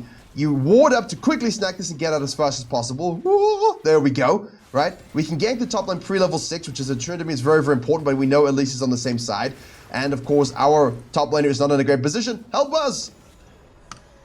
Why is this such a big trend in this movie? Guys, look at your laner. Level 5 ganking beforehand. Yeah, okay, cool, let's try it. But then look at the Warwick, look at his HP, look at his mana. He can't help you. Try and go in, get a little bit of pressure. We miss it, all right? We miss it, we give the Warwick time to do stuff. But right now, you got to think about pulling. So this is a fine attempt. If you hit it, maybe you guys can full combo, depending on the lane you have. But ideally, you know Elise is going to be in the area, and you know you're telegraphing where you're going to go next. You don't be too low, because she could just get in your face here. In fact, she should be getting in your face here. So ideally, if we did everything correctly, cut up to Scuttle, see Elise, do this, right? You can gank this without the stress of Elise, or... Actually, let's have a look here. What? We didn't do Wolves. You know, yeah, it's tight. Maybe a Warwick is in the same scenario, the same kind of HP, which is a problem. But like, you could be ganking this right now, pinning him against a turret, more turret damage. Maybe that's enough to get the kill. I don't know, right? Hypotheticals at this point. Not going to results-based it, but I'm just saying if you put yourself in a better position, you might actually get better results from the ganks you want to do. Also, now Elise can continue this pressure. We see her. I don't know why she's going down. Because you are dead. And she can take away your camps. Now she's going to go ahead and take the respawn of your Raptors, which of course high level, so it's a good idea to do. But I still don't like that she didn't even think about it. Like, she didn't look, she didn't F-key, she didn't think about this. Because if you lived, and I'm not sure I'm not convinced, but if you lived and went down here, I would have wanted her just to go kill you. Because you'd have no buy, no base, and she'd have haunting. So here you're dead, if Elise plays it well. You die, so she goes for the experience snack, and you go topside. Once she sees you there, obviously, watch the minions, typical fundamentals. Obviously, courses cover all these little nitty-gritty things, but I'll mention them where I need to here. No minion wave, right? So we know we can do it unseen. Guy's going straight for the grubs. She's level 3. Like, again, the Skarner applied good pressure. I like what he did. He just died, bad ganking recognition. And now Elise is going to be in a spot where she can actually... well, sit here and do nothing, apparently.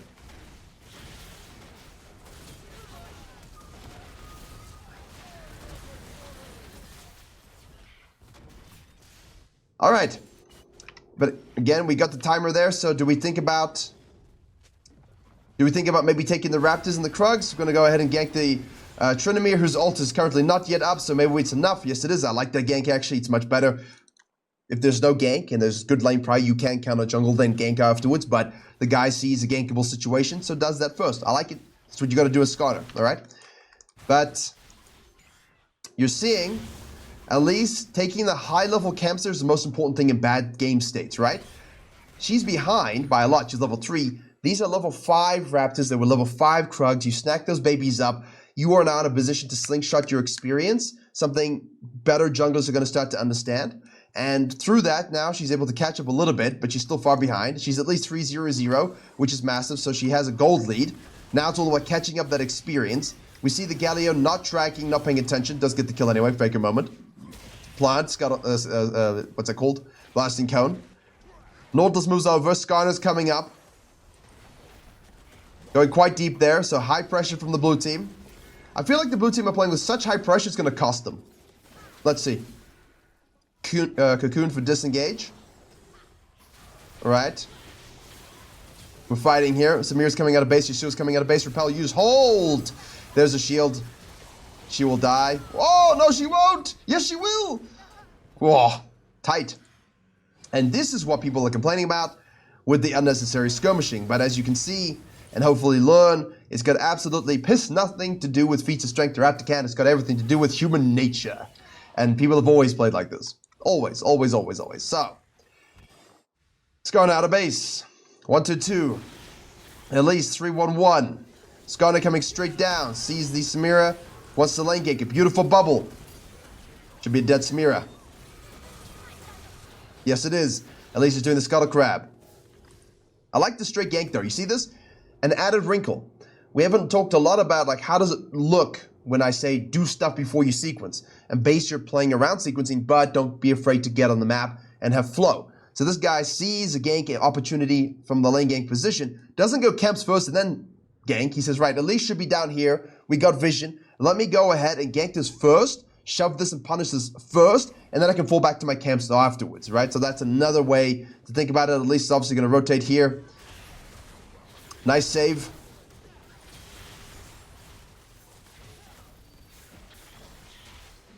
Nice kill, at least strong. Remember, she was great for most of the year in jungle, and the Conqueror rune set here, I'm not a fan of. Again, always think about your runes, as I said for this video, and not talking about builds and runes, because that will change so much over the next couple of patches, but the way we play will not, right? What we do in certain fights will change, but the way we play will not. Top lane is getting roasted. Elise is going to snack up this objective here again. You would say, look, we're down in experience, but because this guy now spent a lot of time fighting over the last couple of minutes, that plays into Elise's hand if she just does camps and rotates a little bit, which she has done. Now she gets an objective which has catch-up experience. I like her just finishing this sucker off. Maximize your experience and catch-up experience. This guy shows top lane. First turret is already gone and done. That's why you, in these cases, get grubs, you know? It's good that he got grubs that didn't matter. But, yeah. Tryndamere. Now Elise knows, hey, I cannot contest the grubs whatsoever. They're all there. So did she waste time doing anything weird? No, she just said, I'm going to full sequence. Now, here's where things get interesting for jungle denial and such things. Do you cut in counter jungle and dive and shove and break this down? I like that play. I think that's a play to make. However, you also don't want to lose your top side camps to the top laner and to the Skarner, because you're going to end up losing half the map. So if bottom lane is really, really fed and can handle themselves, like 92 CS to 42 CS for the Samira, then you don't need to worry about them. Protect your own camps as well. So always thinking about, do I take and deny or do I protect? Because sometimes denying the denial is the play. That's a high elo thing, right? Where you like see people just gank bot lane, see the guy go to the red, just cut straight through to kill. I'm not giving you my shit for free. Get out of here. No, because you don't want to trade sides if you're winning. Trading sides when you're winning is not a good thing. You want to never let them get anything. So just an elevation of intensity. You can feel it, right, when you're looking at the jungle like this. Very much an important way to reframe your mind. And again, you know, Yasuo's inting. So I like this. We got another inting laner. Horrific level 1s. We don't let it distort our view of the universe and how we feel. This guy's leaving his grump on the map for no particular reason whatsoever. Don't know why. We're leaving a full clear down, giving it to the Yark. I don't know why. Just control your camps. Elise is cutting back down here. She could go and do something here, but let the Tryndamere do what he needs to do. Let the Tryndamere do what he needs to do and play around your winners, right? I don't like necessarily fully playing around the Yasuo there, but of course we can take the turret. They can handle themselves. There's no camps on the map for us. We've got full item. We can easily take this turret damage. We haven't spoken about it. Please, hit turrets. The biggest thing for getting my guys to Emerald so far that weren't Diamond before, that are on their way to Diamond now, is with this style of play I'm talking about in this video with every MMR combined. But the biggest thing is hit turrets when you can. Gank, hit turrets, no camps up, go split, dive, hit turrets. That's how you actually push games to win. Gallia goes back in. Full on Ignite, Tryndamere's fed, play random to the ward. 40 minutes, level 8, almost level 9. And, oh, he died, of course. Having a fat chat about Elise. And we're not even talking about the fact that the Skarner, in the meantime, is level 8 as well. Tries to go way too deep onto this. Gallia is going to ult in. Sometimes this happens when I'm coaching. Samira does a mega flash and cleans him up. See, they went too deep. There's no reason to go that deep. They're feeling a little desperate.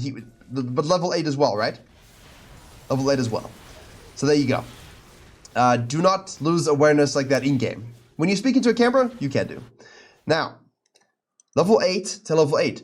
The Skarner is up 8 CS, but what has he actually done?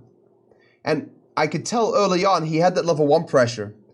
He kept it on the extended invade. But he went back in instead of just pulling out and saying, cool, I've done my job. I've stifled her all early. Now I can clear and carry on. And he didn't think ahead about what the Elise was going to do. And that's the biggest thing about Emerald. Can you think ahead to what the enemy jungler is going to do based upon the numbers in their tracking, your extrapolation of their pathing, what their champions want to accomplish, what's the state of the game? That is how you get diamond. You start to think like that. Because once you do that, all the fundamentals we talk about, ganking, counter jungling, farming, how to do these things at a base level, they just fall into place. You know which tool to take at any particular moment, which sword to use, right? A lot of junglers like the Skarner was like, oh, I'm going to use the wood sword. Turns out he needed the metal sword. Go to the Skull Crab first, not the wolves. And he just picked the wrong one. So yeah, he was able to cut some shit, but it took longer than needed, and he probably broke the saw. So you've got to always make sure you pick in the right jungle tool for the right jungle job, and thinking ahead there is a very important thing. So the guy goes lane ganking again here. He will look to gank a lot. Elise now is reacting, that's fine. I'm clearing, I'm going to watch the map. If I need to cut, I'll cut. Trinimir's got pressure on the top side. Here, we don't win this. We don't win this. The Elise is making the right decision, by the way. There's no reason. We have no numbers advantage. There's no reason to overcommit on this. If she just committed to the Krugs, here, gone back to base, she could buy a needlessly large rod, she could buy a big item, and then come and fight for the dragon. You know you're losing this. As soon as the guy gets picked, you know it's gone. So take the same energy from earlier, give it up, finish your quadrant, go back to base, and now you guys, with a reset, can do something quite strong here. However, there's nothing wrong with maybe going up to the Krugs, watching the Trinimir, and staying out to stay with him, because you're strong anyway, and let's see how it develops. Because obviously that is a thing you can do as well. I like it less. It's more high variance. You're relying on yourself, plus your guy to 2v4. You're trusting your ADC to rotate over here and to play it well. Having the itemization advantage for me is a better play. It looks like we're going to come out on top. Those are the two sides of the coin. You know which side of the coin I like to land on, excuse me. But just be aware of all possibilities here. Maybe it's better just to base buy and then take this fight as necessary. And then obviously you can play around the dragon, because that's the thing we want to think about, right? Obviously Herald is up as well. And now we're waffling a little bit, waiting for this, waiting for dragon. It's not bad in these kinds of games. We accept that it's a possibility, but yeah, hopefully that makes sense. And that's when an Emerald and a Diamond, you will note scenarios where you're going to start to have option A and option B.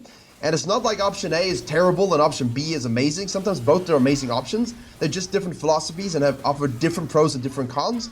And you've got to be able to understand that. That comes with experience. You'll get better at it, but just be aware that you could stay out and rotate. You could just go for the Herald and sacrifice the bottom side, sacrifice the dragon.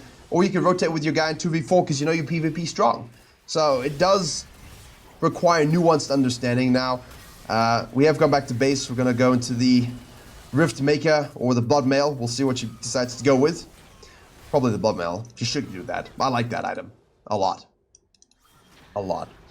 But we have a big lead. So we will just kill everybody. And now you're thinking, well, Virkayu, she's just killing everybody. Well, at least it's a 48% win rate, guys. So pick your poison here. Because most people at this time, I mean, this could change to 55 million% tomorrow. It doesn't matter if the champion's weak or not. If you're good in the champion and you have a lead, any champion can win. The difficulty is getting the lead with weaker champions, right? And sometimes if you have a big lead, because your champion's great at getting leads, but you lose a lot because maybe your champion's just really shit at scaling and doesn't like to go late. There are weaknesses and strengths for every jungler at different moments in the game. But if you understand how to take your champion, your Lee Sin, your Graves, your Bel'Veth, your Kindred, your Jarvan, anything that matches this playstyle, you'll be in a great position. If you are something like the Udyrs, the Skarners, you've seen a great... Honestly, I think that Udyr could win in this game right now, doing the same things that the Skarner still here hasn't done. So I'm really hopeful for if you play like that Udyr in the Platinum game, you will win here also. In the Gold game even. You will win here also. But Skarner's a strong champion. You know, he does a lot of damage. He should have built Sterix here as well. But he just didn't think about what the Elise was ever going to do, and it cost him greatly because he wasn't able to maximize her punishment from the invade. He didn't see that early action to fruition. And now, Elise is just going to look at Elise. She sees this. She can't rotate to this. Circus guy is dead. Top laner is dead, right? She can just punch this one out here. If you've got a Herald, you can just punch this. This guy's not thinking about rotating over. Obviously, with the Herald, she doesn't fully punch it. She can save it for a Baron, for Atakan. I like that as well. honestly hugely like that for the Atakan play. But again, look at this. The difference between the Emerald and every other rank so far is the Elise's ability to say, we can't touch those grubs, I'm gonna just sequence. We can't do this, I'm gonna just do this other thing. My team are all dying and I can't win that fight by myself, I'm gonna just take a turret and push the map, forcing Yorick to come back. That there is what gets you diamond as well.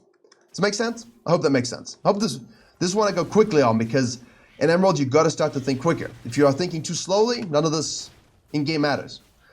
In-game it's about thinking much quicker. Now, greeting for the grump would have been a thing, for sure. So we'll just take that and get out. There we go. Gold, 1700. Should do it. Rift Maker for us. Watching bot lane. I've seen teammates throw here more times than I can count. Case in point. Elise is just looking at the Atakan.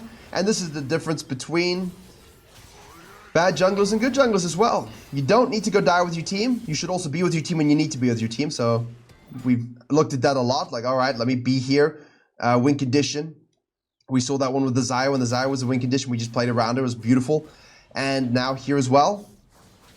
Don't bite off more than you can chew and just keep your advantages.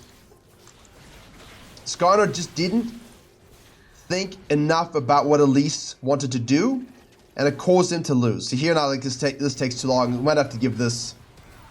You can try and steal it, but I don't think it's worth dying for. I don't see, like, again, what's the prevailing opinion or prevailing thing that I said? Consistency of execution in Emerald, and that's where you have people stay Emerald. They'll play super well and just keep doing these brain farts mid-late game, and they lose from it. I don't think they'll lose from it here because they're quite fed, but you can see it, right? If she just did, look, her team's going to carry the fight here, but if she just did their quadrant, waited for a team to loop back around, killed them after Atakan, took the plants, or the flowers, the petals, right, giving them all that adaptive force, and then the dragon, they could honestly punch a hero play somewhere else as well.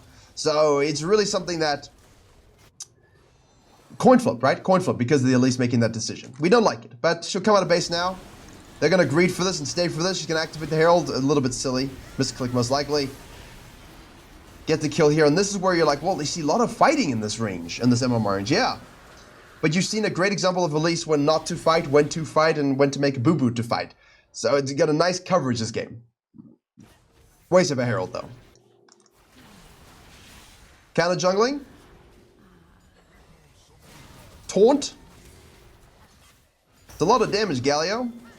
The champion is fun and fair. I like the block there. Again, Elise is not biting more than she can chew with the fight. Backline Yasuo kills the Ezreal. That's absolutely huge. Well done. Well done, well done. We do have Nautilus, it makes it really easy. But yeah, the Elise's team fighting here has been a bit wanting. Even though for jungling was great, so a little bit of the backwards, right? From the previous game where we had weaker early game jungling, but better mid to late game flow. Boom. Well, you saw that.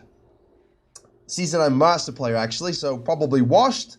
Hasn't played in a while, but you can see the things that they know allows them to actually catch back up into the game better.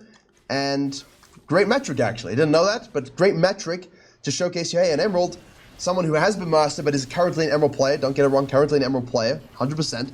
You can see that little edge they have just from a knowledge standpoint, right, and an execution standpoint, which he did make some mistakes, but Skarner just didn't have, whoopsie, excuse me. But Skarner just didn't have that same, what is the Elise going to do, and how do I play around that in a great, strong way. Elise was already thinking, like, Skarner's going to go topside because he probably doesn't know what he's doing. I'll just take his second rotation cams, dive bot lane, snowball my bot lane, and the bot lane won. There's no real way to quantify that other than being jungle diff, so. Alright, no webcam for the diamond game, unfortunately. Had to use the camera for something else. So, we have here a Hecarim. We're going to go against a Zac. Obviously, this champion, everybody knows their ganks. They don't respect it. But it is a champion that can farm 7 to 8 CS per minute really quickly. But he will have that impact. Hecarim, on the other hand, super strong at the moment. The build is great. Eclipses, again, always strong no matter what they do to the item. But again, when we're talking about the skirmishing level of meta we've had in all of these ranked games now, right? Where we have good farming tempo being rewarded. We have good strategic ganks being rewarded. That's really what Hecarim does super well, okay? If we go back all the way to the silver game where we talked about having that 80%, 90% rotation for ganks, Hecarim is the king of benefiting from this strategy, right? You know straight up, hey, I can rotate super quickly. Like imagine this goes all in trade here. You have a Shaco or a Rek'Sai ganking this. He's finishing off the wolves. He can get it. He can cut in a lot quicker than almost any other jungler, right? So that's why Hecarim provides a lot of power in Season 15 because we're seeing a lot of the fighting, right? We're seeing a lot of the skirmishing over grubs, over objectives. There's just more, right? There's more in terms of, hey, there's Atakan at 20. But what you mustn't forget is that dragons spawn at the same time and respawn at the same tempo. Grubs spawn at the same time. Here we go. This is where you would F-key this. I'll get back to that in a second. No respect over the possibility of Zac doing this. Trying to try and get the kill herself, isn't able to do this. Here, Hecarim doesn't rotate because no ways I can rotate. I'm not going to compromise my clear. We talked a lot about doing the wolves into the grump and then the blue. Same thing here. Raptors into the Krugs and then the red. Now, Hecarim will have a great sequence all the way down when these camps respawn. So, Diamond Junglers, these things are rewarded at this MMR range if you want to get to Master Tier. This guy has been very inefficient. He knows he's being very inefficient. He would have assumed at this point that the Hecarim started bottom side and passed up because that's what happens. But I don't like the fact that he's trying to force this without that knowledge. He's going to full on commit to this, misses E, it's out of range. This is a waste of time. Once a guy gets hit, we all know where you are, Zac. You told us your story when you ganked mid lane. Hecarim is going to be doing this. We know where you are. And now we have one of those tempo gaps I mentioned, right? Because the guy ganks this, wastes time here, now is forced to go back to these camps because he has to do this eventually. And he notices that this isn't something he can actually deal with. The Hecarim has a gap where he wouldn't normally have one, right? If the Zac just straight up cleared and was in the river ready to do this, then this is not a gap. This is like, okay, if I gank this, Zac might be here. If Zac ganks this, I can counter gank it. 3v3, who wins? What's the state of the lane? But because the Zac made this play here, he thinks, oh, okay, great, I won mid lane. Yes, you did, fine play. But it does present itself in the form of a tempo gap here where the Hecarim now can go here without you being able to really punish his gank straight up, all right? So that's the thing that the Hecarim can look to do. Whether this works out or not, separate point. But as I was saying earlier, if the Hecarim truly has nothing he can do here, and he just wants to base and go straight for the Scuttle Crab, potentially gank top lane, that could be nice, and then sequence all the way down, he's going to have such a nice reset of camps because he did it in this order, and he didn't waste time rotating to the mid lane gank where he could never help. Kalista, Nautilus, kill the Ezra, or kill the LeBlanc rather. Hecarim now knows, I can look at this, crashing wave, 2v1 here, I know the Zac's going to be on these camps. Zac most likely will have a ward in the river here thinking about the Scuttle Crabs. Hecarim does have to be aware that we could have a collapse here by everybody. And, well, I guess you're trapped in here with me, says the Hecarim, because he beats them. And that's also part of meta strength, right? It's being strong enough, right? Okay, well, now we know that the Nautilus can rotate, the Kalista can rotate. You don't want to overtly force this. Kalista most likely will go back to base and buy here. Syndra's rotating over. Zac is hovering. This is a greedy, greedy play by the Hecarim. I don't like this one. Even if it wins out, it doesn't look like it's going to win. I don't like that play at all. And even if we benefit here, this would be results-based, saying, look, it worked. Guys, just follow me. No, because you're forcing all of your lanes to rotate a little bit unnecessarily. You're not tracking the Kalista here. She's gone back to base. The Ezreal has not gone back to base, and now we're just basically looking at a situation where we're trusting our teammates to clean up the fight. So while you can say, hey, look, it worked, not so bad, right? You're still down 400 gold. You lose your advantage here as a Hecarim.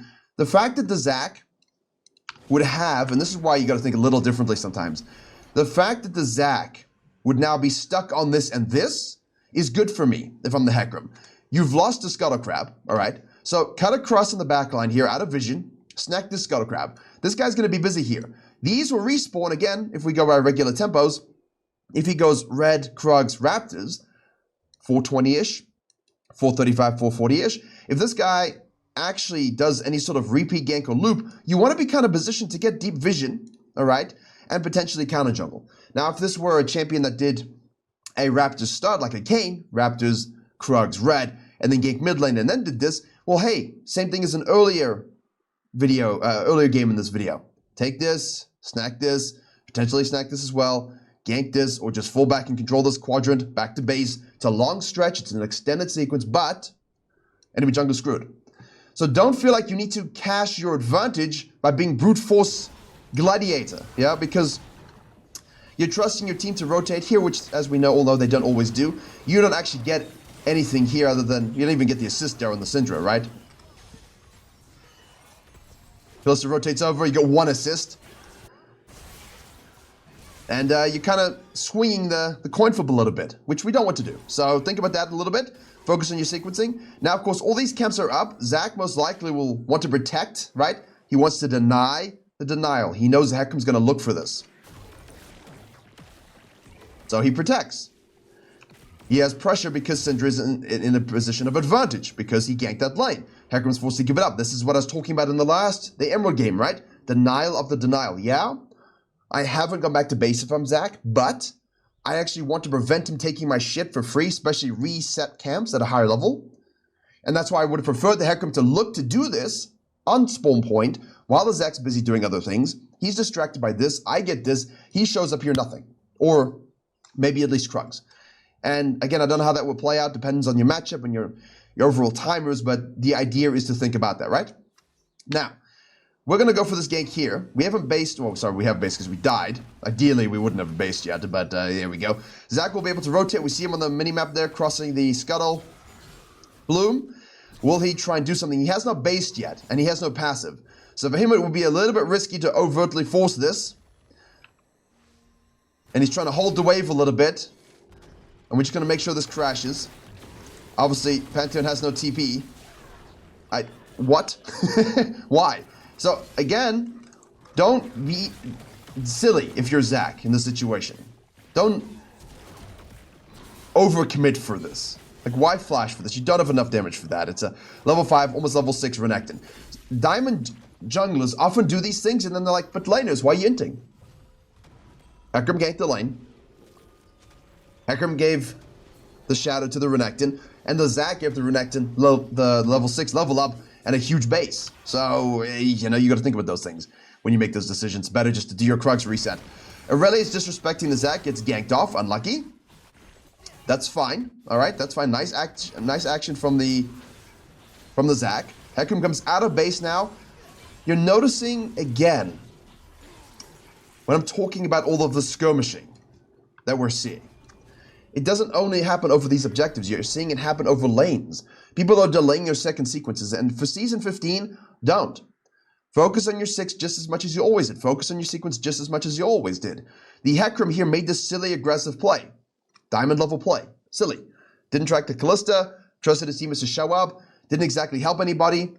He could have done all this stuff with less risk, better reward, better sequencing control than what he did do, which has still gotten him some advantages, but given Zach a lot of outs. You know, with the same CS here. We're rotating to the top to get that kill. We'll snack that up. That's a good rotation there, 80% rule. We know Zach's most likely down on the dragon. And now what he's doing is he's basing to grab himself some itemization. And I would understand if you were worried about potentially losing the bottom quadrant here and having a dive go on bot lane. Right? Oh no, don't take my stuff. I'm just going to take this shit quickly. Shadow potentially invades, and maybe I can cut back at 6, or I can keep sequencing if I want. I can counter jungle, I can gank and dive again. Those would make sense to me. But by going back to base here unnecessarily, just to buy for the sake of it, yes, he had a lot of gold, but it really wasn't the end of the world. He's compromised his sequencing yet again. This should give him 6. He wants to do this again anyway. Now you're opening up the possibility for being counter jungled and losing bot lane, and snowballing the Kalista more. And obviously we want to play around their winning lane here and with 3-1-1, but if you're 3-1-1, you have the power, right? You can choose where to put it. I don't like that we are skipping too much sequencing for this. We could have done this within the flow of sequencing. It's fine to do. Because if he just went back to base to buy, go boom, boom, there's nothing stopping you from cutting up and doing this exact same damn play. Do like, though, that we're snowballing the Renekton a bit more. We notice bot lane is losing. Zach is obviously on the top side here. We're going with a little bit of coin flip, knowing that he could be here. And obviously you want to track the fact that, see, this is straight up losing lane. Zach's not showing up. Syndra's the MIA one here. Pay attention to it. No passive on the Zach. We have no ultimate. I don't know if I would cut through directly here with no ultimate. It seems a little bit more risky unless Aurelia is going to play around it as well. Remember, you do have Ghost here. You do have Smite there, so knockback. Going to try and kill her. We force the flash there. Should be a free kill anyway. There we go. Swoopty dupe. Avoid the aggro. Well played, right? Okay, a little bit of well played. They're going back to base. They're not a threat to us. Again, no issue with the rotations of the ganks. I like the pressure, but it should be fused with exquisite sequencing. Zach shouldn't be ahead of us. And we can merge those things. So please, for Season 15, I understand the skirmishing is something people are looking at and rotating to all the fights. Good. You know, you're looking at feats as a checklist of things to win. That's what you should be doing, not necessarily things that gives you shitty boots. But you can do it while still denying counter jungling, while still sequencing your camps, especially as a Hecarim. Please focus on those things. However, yes, CSPM will be a little bit down at the beginning of the season as people are kind of fighting a lot more. Now, we have 3 grubs, they have 1 dragon. Ult in 20 seconds. Nautilus mid lane. We're going to try and do this here. We force a flash out from the Kalista. There's the E knockback. Well done. She's going to stack that Ren, but it will not be enough. She dies. Good gank. I like it because we see this over here. Zach, in the meantime, is trailing, right? He's in tempo death the whole entire time. We're going to go back to base now because we have a lot of gold. Shojin purchased. Nautilus is rotating here. I would be pinging underneath. Guys, be careful. Zach might look to do something. LeBlanc is rotating to match. Now we're doing our camps here to catch up on sequence. I like this too. Ultimate is available for us to use for a fight over the grubs. We see Nautilus rotating to try and protect against that. You can see he's looking to do this. Zach is a bit of the MIA at the moment. He doesn't know what to do, doesn't know what's a path. LeBlanc rotates up, so we snack the grubs. We created the top Briar. Huge. Now we can go and see what's up in the jungle. We can hit the plant to see, yo, is Zach in the area or not? Or do I want to force the issue here with the gank? No, I don't, but I want to make sure I protect my camps from counter jungling. Very good. I see a dive bot lane with the Zach killing Mazriel, who's 3v1. That does suck. Want to make sure we kill the mid lane while we do that. We do. We see the Zach dissipate out of this situation here. So now we look, okay, can I do something? 3v2 with Renekton. I don't know if you necessarily should try and make that play, so that's a little bit fake Gucci wallet.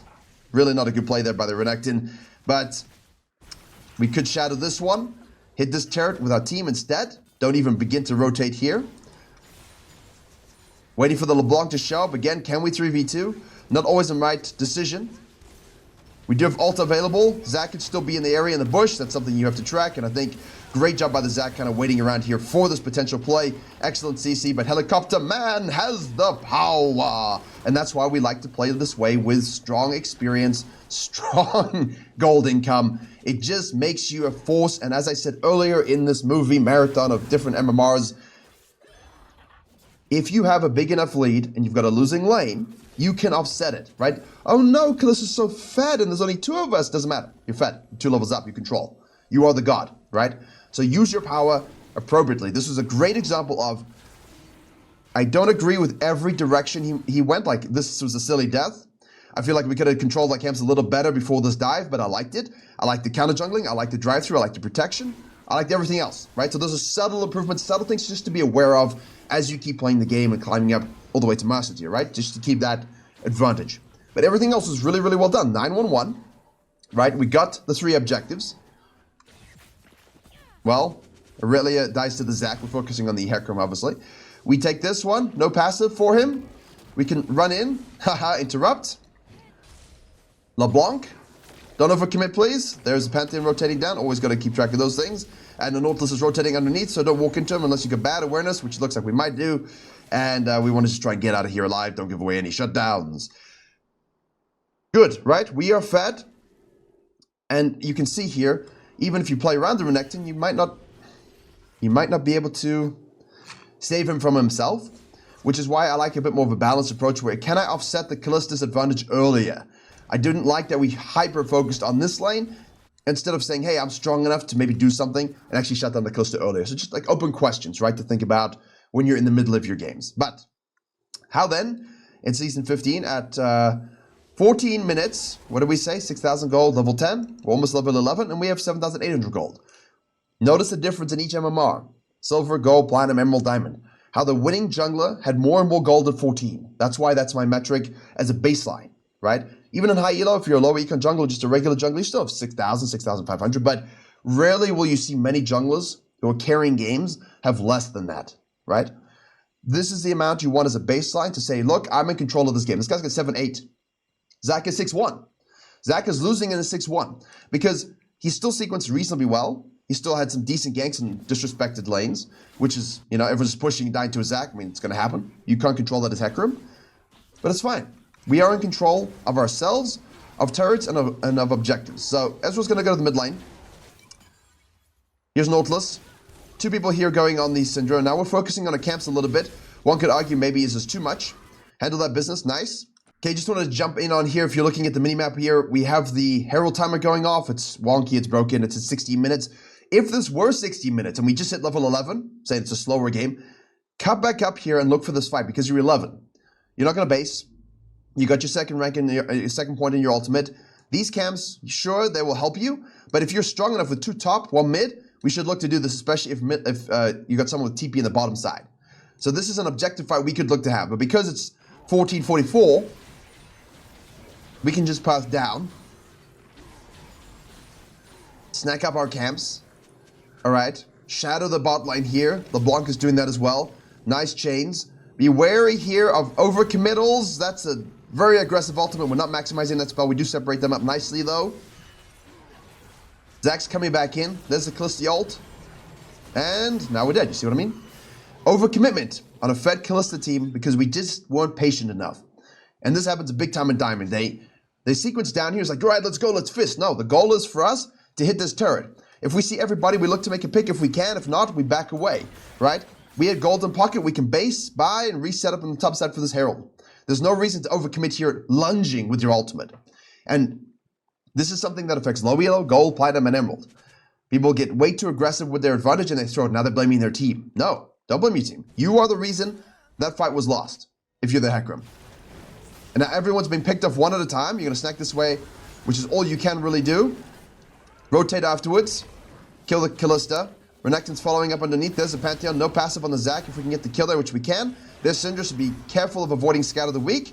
She gets cut off by the Renekton. So look at, I mean, this champion's insanely strong, especially when you build full damage. And now we're going way too deep again, and we're going to die again.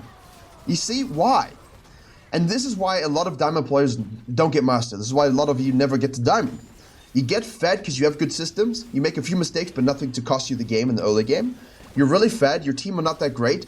And you are the one that has control, especially as Hecarim. We've seen 2 triple kills here. Basically. Why are you dying twice unnecessarily? And now when she does this, you blame her for it. Oh boy. You blame her for it, and you're the one that started this whole thing again. Right? We have the win.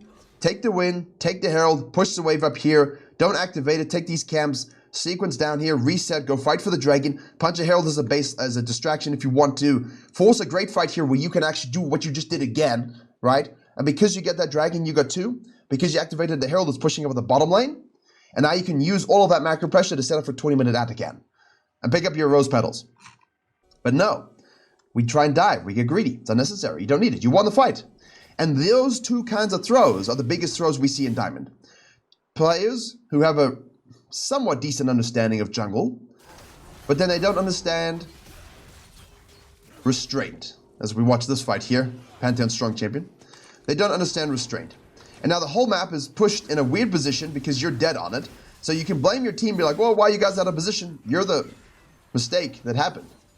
That started all of this negative map control. And now the dragon's up, right? Are we going to die again for no reason? Why are we here? Look at this. Rayleigh is dead. Sure, she is TP. Extrapolate in your mind. Where is the enemy team going to go? Dragon. All right, well, is that dragon going to win or lose you the game? No. What do you need to win the game here with bad teammates that we've looked at in this whole long video? We need to push turrets to close, all right? So cut up, snack yourself a free baby Herald, go look to see if you can dive and activate the Herald here and cause some pressure so your team can at least help push up the map. The game isn't lost until you make bad decisions, and you know, this fight here where you die again, now everyone's fighting for no particular reason. The skirmishes and the fighting you're seeing that you are frustrated with, the quote-unquote fiesta, a lot of the time is led by a jungler forcing an objective or forcing a situation that doesn't need to be forced. If you cut up and did this and say, guys, don't do it, they all died, yeah, I sympathize. You know, that's not you.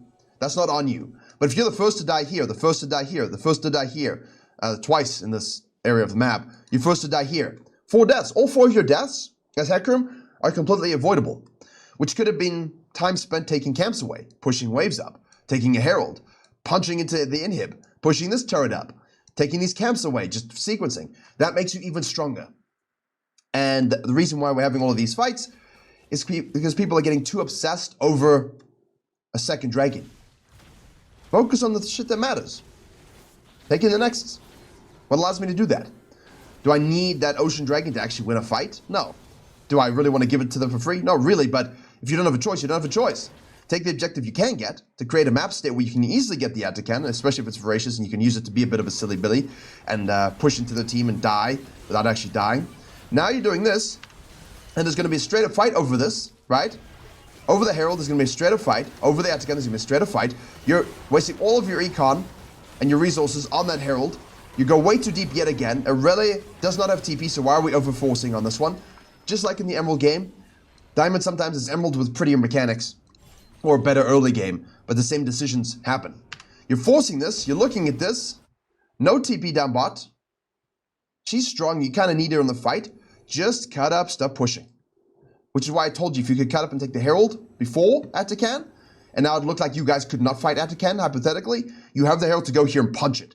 You can then cut down and join her and punch it. Sure, you lose Atakan, but who cares, right? The goal is to hit turrets and push in. And if they have to waste a 150 duration of Voracious, pushing maps back in, cool. If it's Ruinous and they only have 2 dragons, and you get the rest of it, plus Heralds and things like this, because you gave up this Ruinous, then that's 25% of 0-0, right? So in 2025, and Season 15, all of the macro pressure we've talked about over the years remains. The reasons change, and the scenarios change, but the logic is the same. Oh, well, is it worth dying over? No.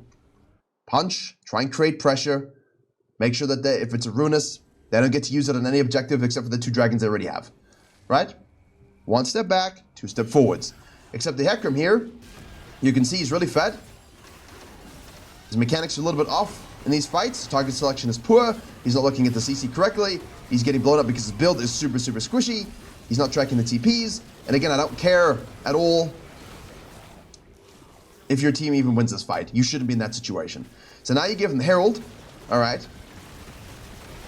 You're going to give them the Ruinous Atakan. You're going to give them all of these petals. That gold lead is now in their favor, all right? Irelia's able to punch this. Now imagine if you just took this instead of dying on the dragon and punched it with her, you'd have maybe an inhib plus this turret as well. Huge, no? And from there, probably the ability to fight over whatever's next, even if they got this Ruinous. And that's what you're looking to do in 2025 to actually close quickly. Because the games are going longer because of what this Hecarim is doing, is what most people are doing. Zach's doing a decent job in the fights, but, you know, the Hecarim out-jungled him. And now we're just going to try stuff. 2 mid lane there. Get the kill, cool. We saw the mid lane, we know they're going to be rotating over. We know Zach is tied to... Like, he's diving deep again here. He's diving deep again here. What is it, 5th time he's just dove the back line there and died? As a Hecarim, learn to target swap. I've never seen a Nautilus hook miss in my entire life anyway, so... Another guy's top lane, he does have TP, but like he's looking at this thinking, why do you need me to TP? I have pressure. The numbers advantage you have doesn't have to be used in a fight. The threat of you having 5 and them having 4 should be enough a lot of the time to say, hey, you don't want this fight. But if you keep going in too deep, like this, mispositioning permanently, 5v4 doesn't matter, because you're dead. Look, another turret taken. So look at this. You're Renekton and Irelia now, like, guys, can we just push the map up and stop fighting unnecessarily? The fighting is driven by the Hecarim, so be the change you want to see when it comes to unnecessary fights. And obviously, great peel. It's an annoying situation. I mean, disrespecting the Zac entirely. And everyone's just going one at a time. Look at this. Now you've lost an inhib. Now the next dragon's up, so you're giving them extra dragon. Like, what has Hecarim really done in the last 5-10 minutes? That's 10 minutes. It's nothing that's been good. His lead is completely wasted. All deaths are silly. And therefore, when you post screenshots of your games and it looks like you are a god and your team were trolling, go watch a replay. Guarantee you a lot of stuff like this. See, that's a better angle of approach, but now we don't exactly have the lead that we did before. And this is a team fight we would have wanted to do prior to losing our gold advantage, right? And yet still, it looks kind of close. 3 are dead. We should win this. Emphasis on should, but it looks like we're not going to. This is because now you're behind. Beautiful from Zax. Beautiful from Zax's team. Really, really good. You shouldn't lose this. And now you're like, oh man, close team fight. If only, you know, Ezra wasn't 0-11. Who cares?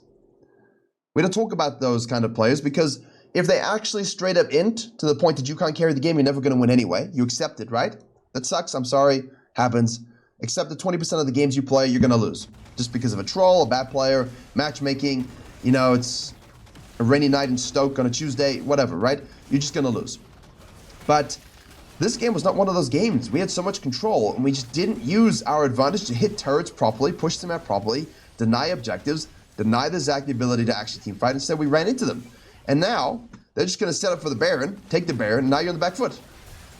Now you're just chilling and waiting, and now people will ask the question, hey, what do I do in this scenario?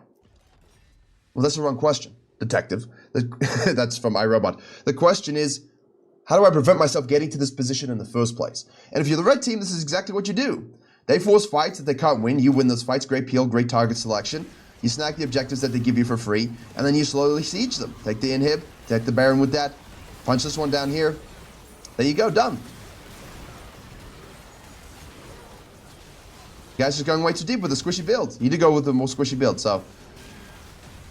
As you can see, jungling looked really solid early. Couple improvements, looking at things like tempo gap and tracking and counter jungling throughout this entire system of a video.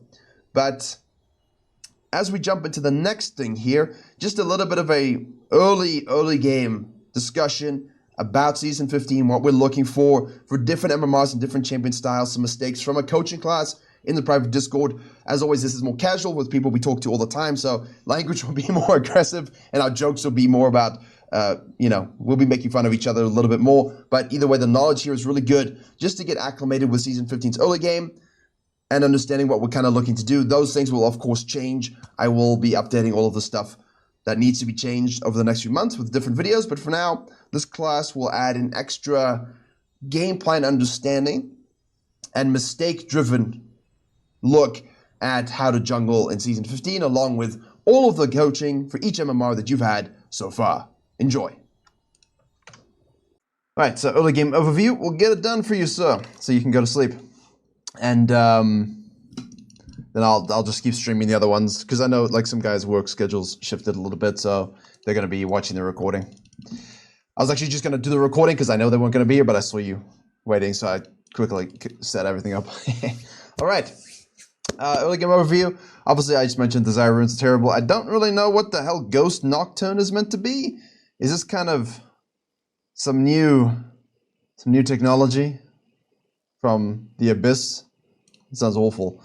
And he's got lethal with it too. Well, I mean, this is early ward, obviously something we're aware of. We got protection, that's cool. I do still prefer warding up here, especially against lethal Nocturnes, because they tend to be pretty crazy in terms of the things like this. Well, yeah, okay, so like it's like I've spent all of 2024 flaming Comet because it was dog shit, and it still is dog shit. But being able to just go Axiom Arcanist to replace Ultimate plus Transcendence and Gathering or Jesus Rune is just better. You know, losing Electrocute sucks, but likewise, the problem with Electrocute is that you kind of relied on Eyeball to scale the damage too, inherently. Without Eyeball, you're not getting that bonus damage. So while it's still good and it does its job still, you're just not getting the scaling on it, and you know, you're just wasting a rune set. So yeah, we'll get to it eventually. Now, and the build. My build and rune set combo is obscenely good, so when I feel comfortable, we'll go with it. Alright, over the wall, regular stuff. Obviously, they saw where we started. We know that. We're kiting up here. Oh. Turn this on. And Nocturne will be matching us. See, I'm always interested in avoiding a Nocturne match. The thing is, you always expect a Nocturne to kind of like start topside and go down. So him starting going opposite is always one of those random variables you're going to get. But, you know, even after the nerfs, we can still easily outpace a Nocturne in the clear. And Akshan decides, oh my goodness gracious. I mean, you could have done it. You could have done it, and if it wasn't the guy whose name I recognize, we could answer, maybe we should. But, yes, we won't steal that kill. Now he can TP back.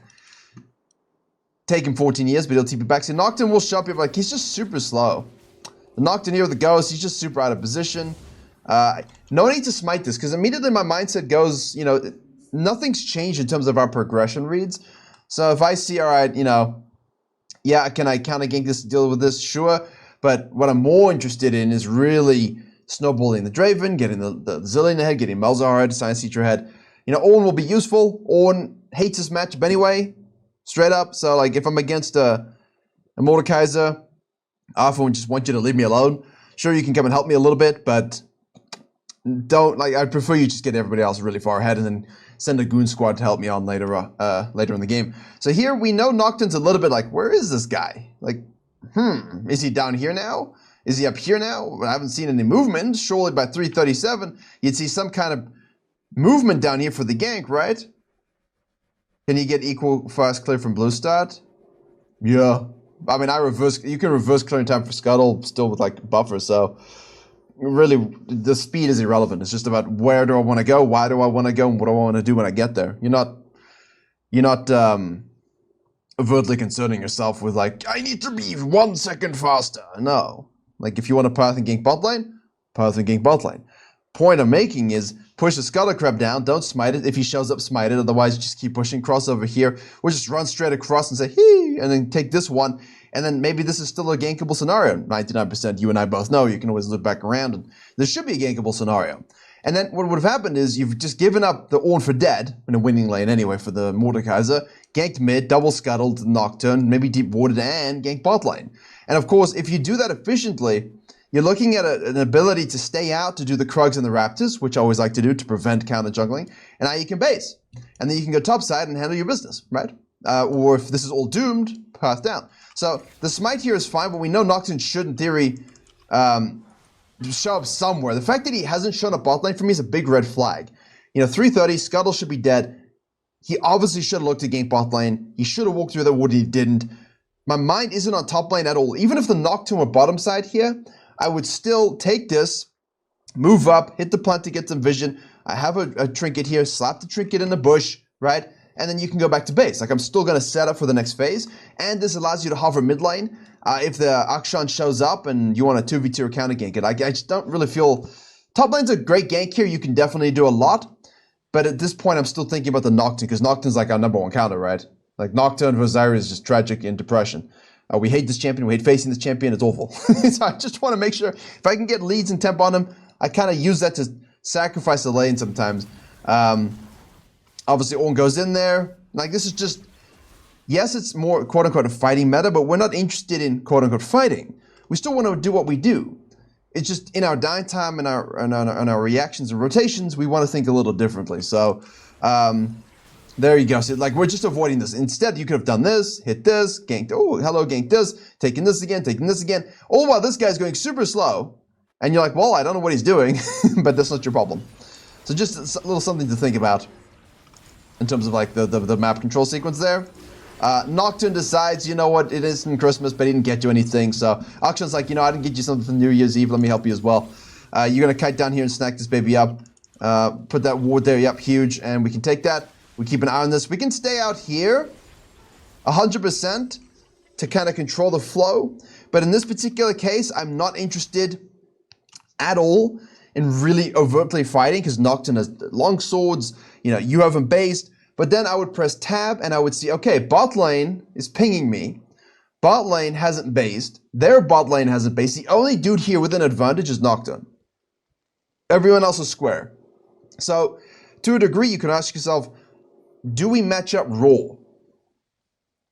Oh, of course, yes. No, I agree with you. Like, in my mind here, I'm going boom, boom, back up, please. And of course, Draven's like, but you know, I'm so close to a BF sword.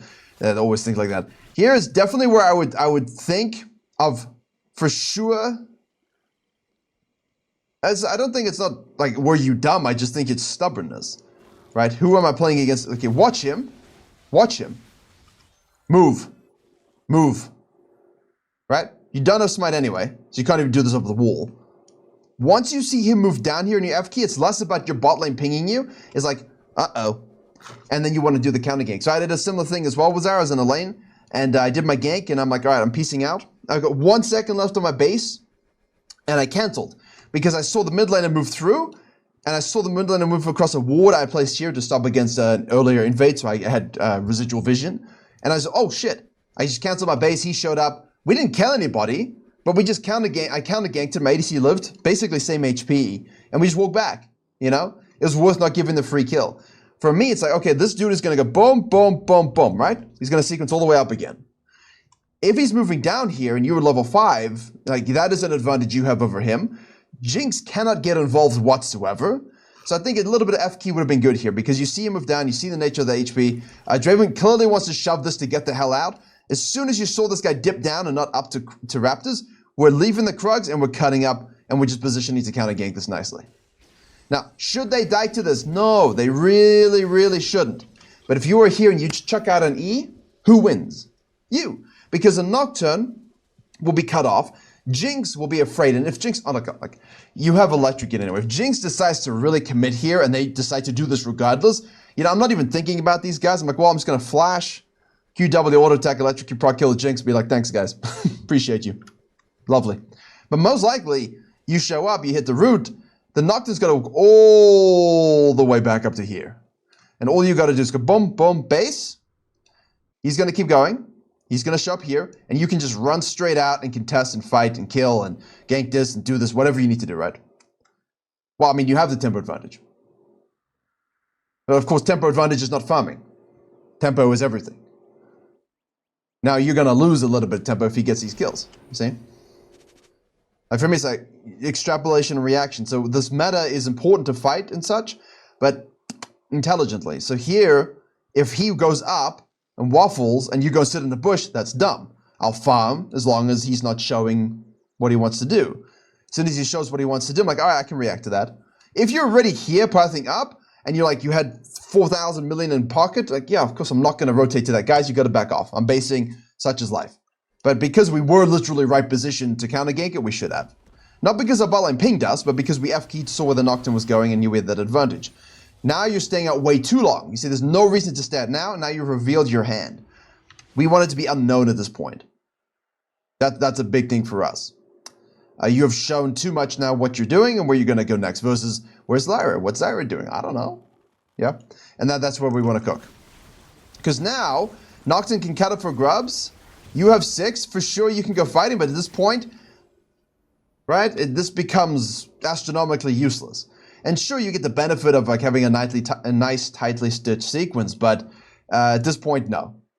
You know, I did this exact thing with Volleybaba. I did roopsie doops, Scuttle Crab, gank mid lane, Scuttle Crab, look bot lane, do the second spawn Krugs, do the second spawn Raptors, right? Except my guy went from here to here. So obviously at this point, I'm like, well, he must be pathing up because that's the only thing for him to do. I stayed out and did the dragon to get that objective advantage. Because I knew he was pathing up, I knew that I could do this quick lane Volibear before basing. Again, Volibear, not Zyra, don't do it on Zyra. Back to base. And I knew at this point he would have looped for the grubs because he would have heard I did the dragon, but not knowing what I actually did. And just beelined it. And because I had Sheenless Boots, got there, killed him, and got the final grub. So he invested all that time, no objectives, and dead. Me, objective, and kill. So that's a great variation of what you've now done here. But if your variation is, I'm just full clearing and then contesting, well, you have an item disadvantage over everybody. Why would we want to do this? So it's better to base after Raptors, buy, decide if you want to contest, to probe, to look. If it is something you can do with your buy, which in this case, of course, absolutely massive buy for us. You know, got faded as well as Sorky, so you're in a huge position. Sure, we can go ahead and do this. But looking at it, I'm like, well, you know, level 5, maybe not. But then what do, I can just fall back to this, and then I can decide if I want to counter jungle, dive, pull the dragon, depending on what champion I'm in, right? Just give myself options. But by staying out here, you've given yourself no options. Like, you're forced to contest a little bit. And I don't care if you win the fight. I don't care if we get a grubs. You know, none of this matters to me. It's just all silly contest, waste of time. Doesn't matter. You could be over here tracking and taking this. You could be diving this. Just go somewhere else. But you haven't based. Like, you wasted your ult. Think about it this way. You were Evelyn with your ult, and you used it before basing on a thing that doesn't actually get you a kill. When you play Zyra, the way I play Zyra, which is a little bit more assassin-y, that's important. Because now you don't have it. If Nocturne ults bot lane, you don't have it. And that's a big, big problem. So, one, yes, should have cut and protected. Then you do this, then you base. Now you swap top side. You can go ward and take a look if you want to contest this, or do these, and then kind of just float. And then if you want to gank mid lane again, you can, and you can come back down here, and then you can lane gank, counter gank the ultimate from the Nocturne. That's a better play than our time wasting our buy. Because this guy's straight pushing. Like, you could have been here. This could have been you. Like, maybe the timing doesn't work out perfectly, but we're close, right? We'll keep wanting to say Atakan. Akshan roams. And now we've missed all our spikes. We've lost all tempo control in terms of PvP. We're gonna lose that dragon too. We've given up 2 objectives as well. You know, it's gonna be tough for us. Sir. Sir. Okay. Wow, what the hell? It glitched. You were on Raptors and now you're in the Dragon Pit. What happened? Right games. Something like that? Yeah.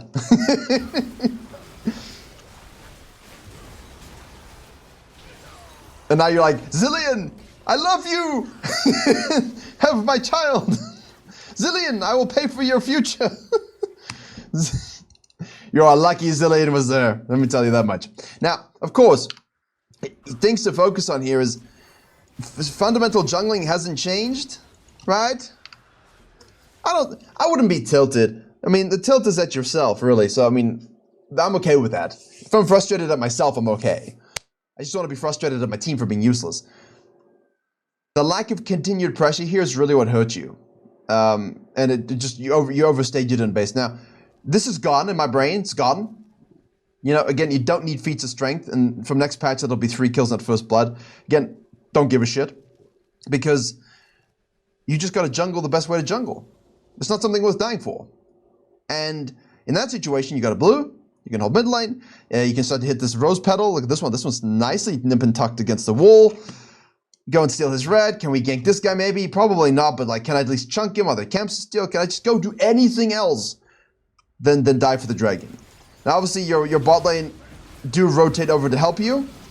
You guys are able to do the juice eating. Now, take the Skull Crab. Go take the fucker's blue. Now, Akshan is the big question for me, actually, so I don't know if you were thinking about it in the same way. I just wasn't thinking about it, but in-game, I'm usually a lot more keyed into the Akshan. In VOD reviews, I tend to forget about him. It's quite weird. But yeah, normally, no Akshan, mid lane showing, I'm going to steal the blue as well. In this case, Akshan not showing and unknown, we just leave. So yes, good play, especially if your mid laner's not exactly dialing it in. Full sequence, see the Nocturne counter jungle is the play we can do. There's the chain CC per. Oh, unlucky. And now we can go count. Go. Off you go, sir. Off you go. You're done. Hit the plant though. Hit the rose. Kill it. You need to do your cannibalism, yeah? These are huge. But nice gank, nice attempt. He flashes out. Next time he's guaranteed dead, right? Like next time, straight up, fucker's dead. Guaranteed. So cut in, snack this baby, this baby, this baby. Hippity hoppy to this. Begin to take these. All we want is 1. If we get 1, we deny their 3rd objective, yes? Now we're in the concept of denying free shit. And yes, feats is overrated and it's not something you should think about other than like just your progressions. But yes, now you can think about, right, how do I get feats and deny them feats? As a mini game, not as a stressor, right? If I get 1 grub, they no longer get the 3rd objective. If I have first blood, I can still go ahead and try to get that first turret. Is there someone on the map I can play first turret game for? Well, I got a Malzahar and a Draven, so yeah. You know, maybe we can try and make that play.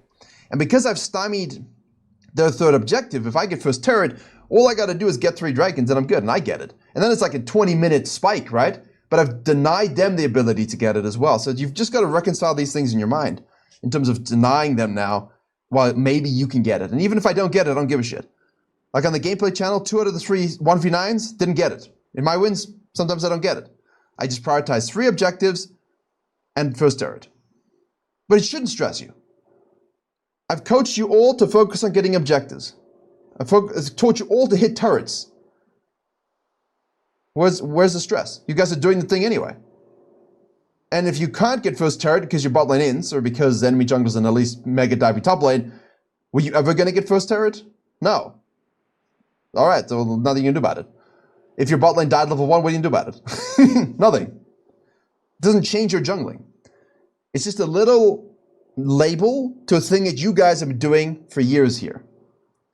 Things I've been teaching you guys to do for years. It's just a label that Riot Games have given to you. The reason I never gave it a label is because it's just jungling. Yeah, but how is it different to beginning of last year in Grubs? If all 5 of the enemy team rotates every objective and you don't. Like here, they were all doing Grubs. You were by yourself.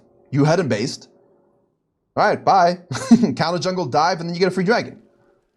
Right? It's exactly the same thing we've always done. The label shouldn't change your reality.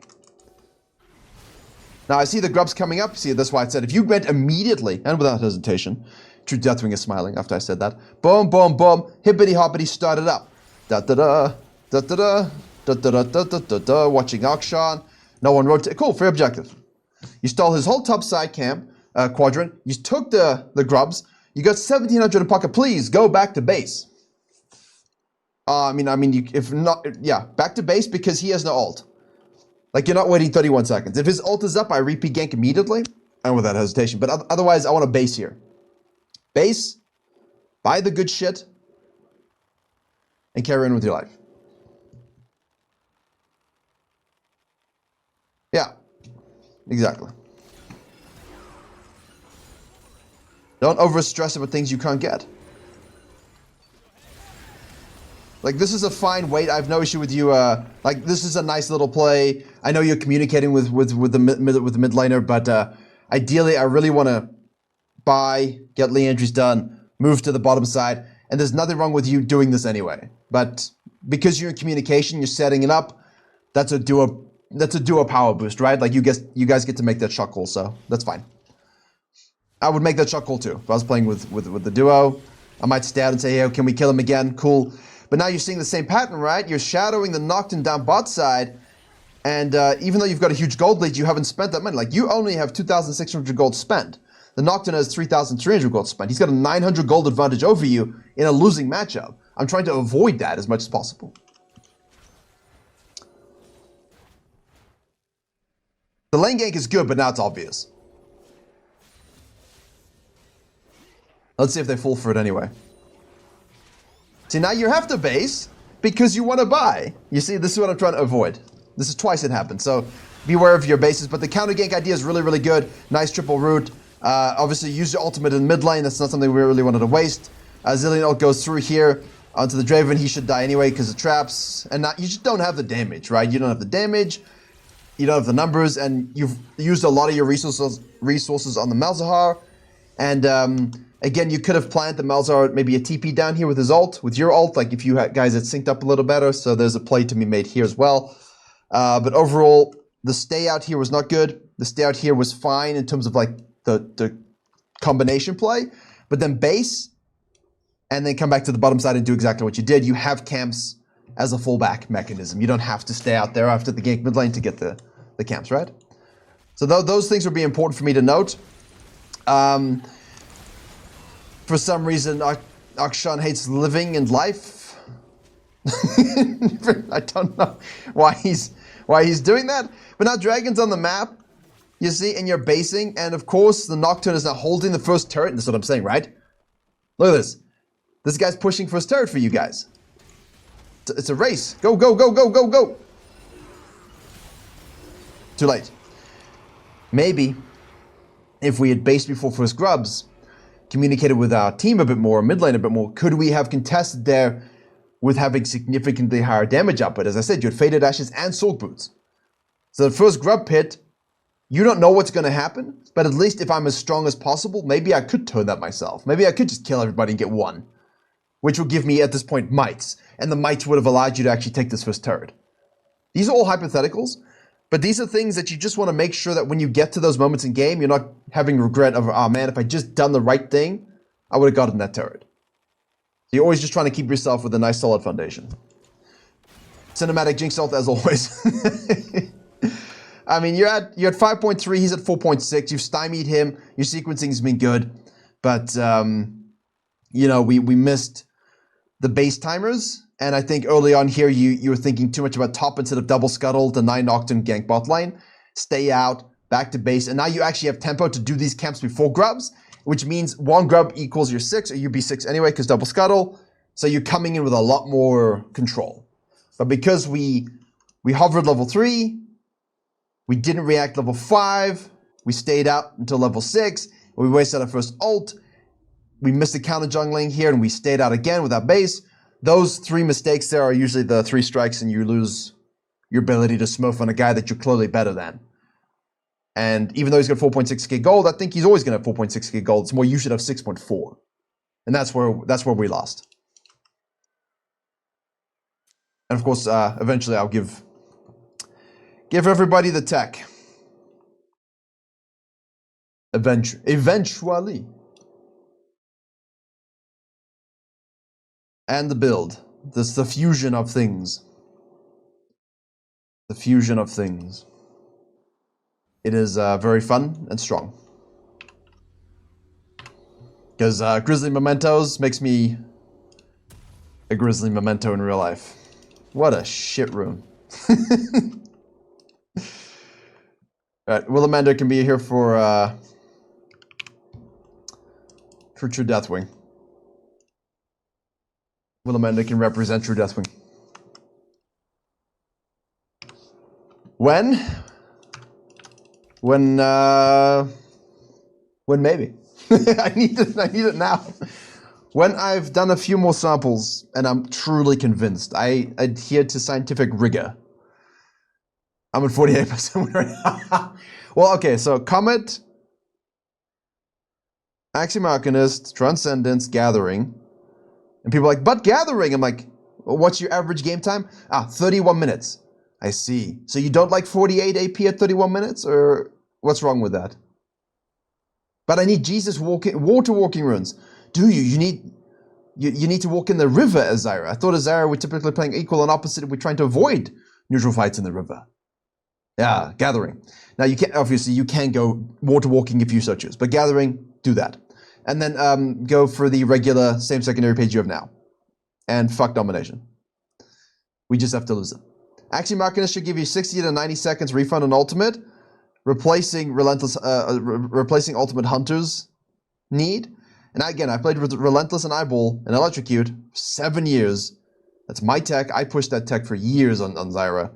And last year went to war with pro players on it. So this is quite funny for me. Yes, Transcendence is huge.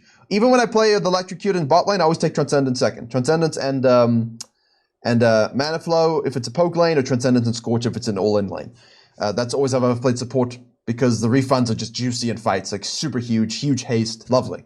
Combine that with Axiom Arcanist, sexy combination. But if I went Electrocute as a primary page, and then I went Axiom Arcanist and Transcendence as a secondary page, then I still have Grizzly Mementos being absolutely useless, and you lose out on the on Cutdown and Legend Haste, which we want. So Transcendence plus Legend Haste plus Cutdown plus Axiom Arcanist plus Comet, you're gonna get basically the same damage or more damage than Electrocute, but you will lack certain burst early. Just be wary. But yeah, huge. Trust me on that one. Really, really nice. Okay, wait. Not late scaling, like Gathering scales earlier. You don't have 0 AP until 48. Like, you keep getting upgraded. No, I don't go Scorch.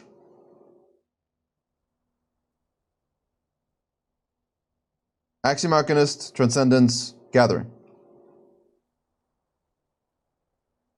Alright, what does True Deathwing ask? Early game overview as well. How could I have played this early game better to give my team a chance at winning? Hey! That's what we want to know. Okay, let's see. We're against a Yarvin the 4th. The Andrew is the item and the other burning item. No, I haven't done that for a while. Going usually Shadow Flame and Zhonya's and things like this. It's still good though. I do it on occasion. Depends on the game. As I said, the items will come. Items will come. I'm refining. But the combination is outrageous. So we're against Jarvan here. You'll have to wait, Crazy Valley. You'll have to wait like everybody else. Alright, see ya. Okay, so we're pathing down for the full clear. With Feats going to first 3 kills and not first blood, we can look a little bit for the cutbacks. Obviously, this lane is not a lane I necessarily want to gank. This lane, likewise. This lane, these are tough lanes to gank.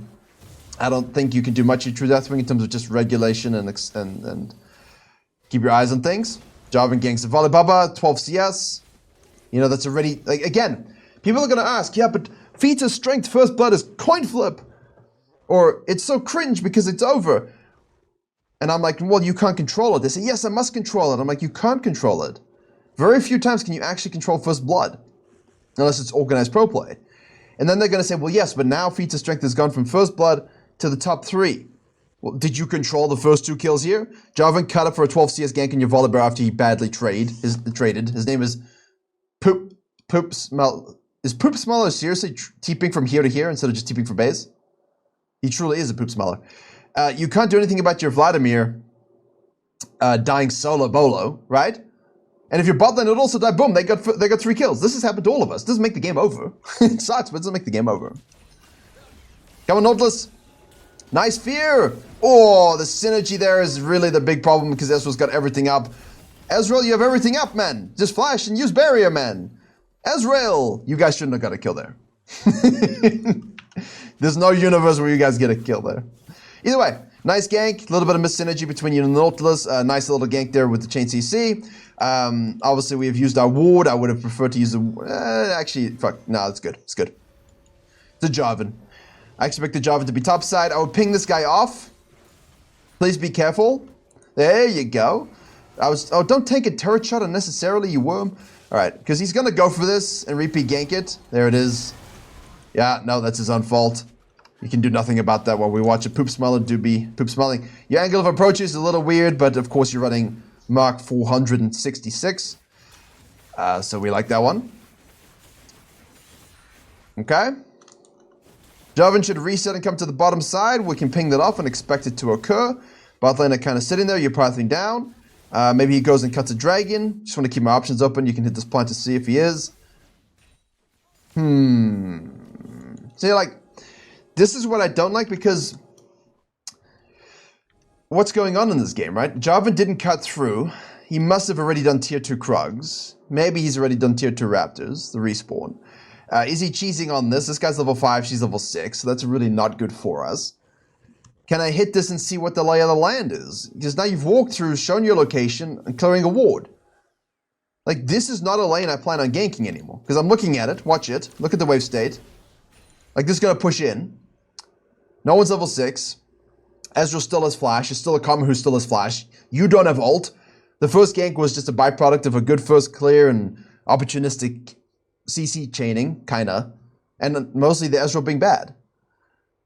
Here, I'm not looking to gank this. Right now, okay, they got 3 kills, we got 3 kills, they got the first 3 kills. Alright. Let's, well, actually, no. Did we? No, we did. But let's say they did, for example. I always go from the guise of, what if we lost first kills? Because it's the best way to mentally keep yourself jungling correctly. Too many people are getting first blood or first 3 kills, and they're going to think, hey, I'm super good now. I can chill. No. You don't want that mentality, right? You want to be strong in your jungling for objectives and turrets. So right now I'm thinking, right, if I get 6 on this dragon, then I can do something bot lane, right? There won't be 6, but I can. I can also kill this bird mid lane. Well, this guy should ding 6 very, very shortly. So I'm thinking about the dragon. Now, Jarvan's gank early into all of this fullback has stifled and slowed down his second sequence, but I still expect the guy to go boom, boom, into boom and cut for this because they're obsessed, or to cut up and maybe do something here. So I want to hit the point to see what's up. If you hit the point to see what's up, you would see Jarvan right there, and now you can assess, oh, well, 2v2 mid lane. Yeah, let's go. You know? And you can make a better play. Or if everything is doomed and out of the way, then you can base, buy your Tiamat, or W to see things. You can base, get your Tiamat, and just swap. So if the Jarvan cuts in here, and you see him, and this is unplayable, and this is a bit weird, and you don't want to fight this one, base, Tiamat, spritz yourself with some grub mites, take this top side, because he most likely will die for your bot lane. You get some counter jungling, gank the top lane to offset the advantage, snack this baby up, back to base, huge, right? So we want to think a little bit about, can I get vision, what's going on objective-wise, where should I be next? Surely this is a meme, but like again, this is something we wouldn't have done in the past. We just shouldn't be here. So what you could have done to help your team was just leave. I don't really care if we win all these fights. This is exactly what the coin flip fighting meta, this is why people say coin flipping meta, because you know, everyone's just going in for the fight here. There's a kill on you. And even if you won this, I would have hated it. And you know me, I'm very honest about that. I'm like, oh, well, that's funny, but no, see, there's no reason to be here. Your bot lane don't want to rotate. Your bot lane want to keep the lead you gave them to push an obnoxious lane in Ezreal Karma to get plates. Your body being there to cover them from Jarvan means, one, Jarvan's going to get a free dragon to gank it, which you can communicate to them about. Or Jarvan's going to pass to the top side, you get a free dragon, steal his red, dive bot lane afterwards. This was not the moment to force this. So that's the biggest thing. And again, oh no, they got first blood. Oh no, they got the first dragon. Oh well, don't care. Right, poop smeller cares. I don't care. I would have taken this. Now, Karma's roamed. There's Quinn, tough matchup. Yeah, Quinn is one of those where you're like, well, I can kill her technically, and you can. It does take you a little bit of time. This was a pretty good, I think we saw this one. This was pretty good in attempting to stay alive. We like that. But, you know, 2-2-1, both deaths are unnecessary. The second one's okay, but I don't think we should be in that position. You know, you got a CS gap. The guy's 4-0-3. He's 4-0-3 because of us. All we have to do is hit the plant, make an assessment, decide whether to bounce and go top side, or if Jarvan keeps going, you just snack the dragon. And that's it. If you think of jungling the way we've always thought of jungling and the way I've always taught jungling, you would have one objective to win most games. Very few games will you have 2-0, unless you got 3 losing lanes or your tempo is completely off. But most of the time, a good jungler will find themselves in a position to at least get grubs or dragon. And we know this, right? We've worked on this, all of us here have worked on this for 2 years now, so. And now we're just forcing fights. We are literally just forcing fights. The gold deficit is pretty big. Jarvan is getting freebies. This is like, yep. See, at this point, this is a desperation play. You have no idea if it's warded. You have no idea where anybody is. You have no idea. Like, Karma could have gone there. Jarvan could have based and been on his way. Like, you don't know, right? Here he does this. We see Jarvan come through. We do this fight here. We see the Jarvan do this. Okay, we see the plant. Right? Full item spike. But for some reason, Jarvan decides to come to Kha'Zix. For some reason out of base. Does he even think about it? Oh, sorry. He already had it. My bad. He already had it. I mean, he could have drifted. I think we, right? I'm on the right page here, right? If we were in the club, we know that Warwick's going to base and go for this. Like, we're already drifting through fog into this, right? Surely. I don't know results based it, but because I obviously just thought he might have based, but yeah, we would have drifted, no? Willamando says he surely would have, because we're thinking about now, Warwick's going to be even more desperate. Warwick's going to want to force the grubs. We should cut through. Obviously, from fog here, we don't see him, which is really what I'm checking.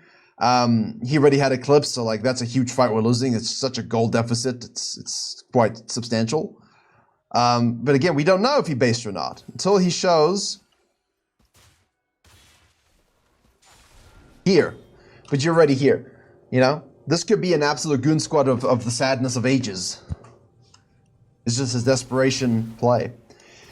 The best thing to do in that situation is to sequence, gank bot lane. You lost 2 objectives, as we just saw from Crazy Valley. It doesn't mean you can't get 3 in a row. If they can get 2 to 3 in a row, you can get 2 to 3 in a row, right? It's just about how we position. And obviously, if you give this up, or you give this up, you get one. Because they're busy right now. They're busy. You're diving top bot lane. Imagine here, Karma rotating, your bot lane turret, smashing this baby away, killing the Ezreal, cutting the next person who shows up, hitting. You might get first turret here, hypothetically, even if they go grubs. Maybe that's something then you can play around, right? Because you got first turret. They get first blood. But ain't nothing wrong with stacking 3 in a row. Hit the pedal. Okay, we don't like pedals. And now we're forcing a contest here. Again, there's no reason to be here. You got no mid lane, no top lane. You would never make this play other than feats of strength corrupting you guys' thought process. Jungle normally. Jungle normally. Take what the map gives you. Equal and opposite. Give things up. Get the next objective somewhere else. Do the counter jungling. Do the dive. All of that will give you feats of strength inherently. Again, feats of strength isn't a win condition. Atakan is. The objectives are. The feats of strength is just a label.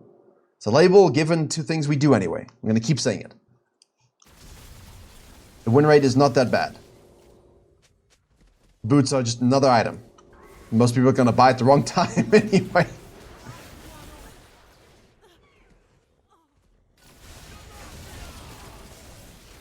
Jarvan's just really, really fed at this point. Fortunately, though, it seems like you got a little bit of tempo. Like, if you're not dead, maybe we could actually rinse this, but you're dead. So Quinn's going to rotate over. Jarvan's going to rotate over. Everyone's going to rotate over. That's it.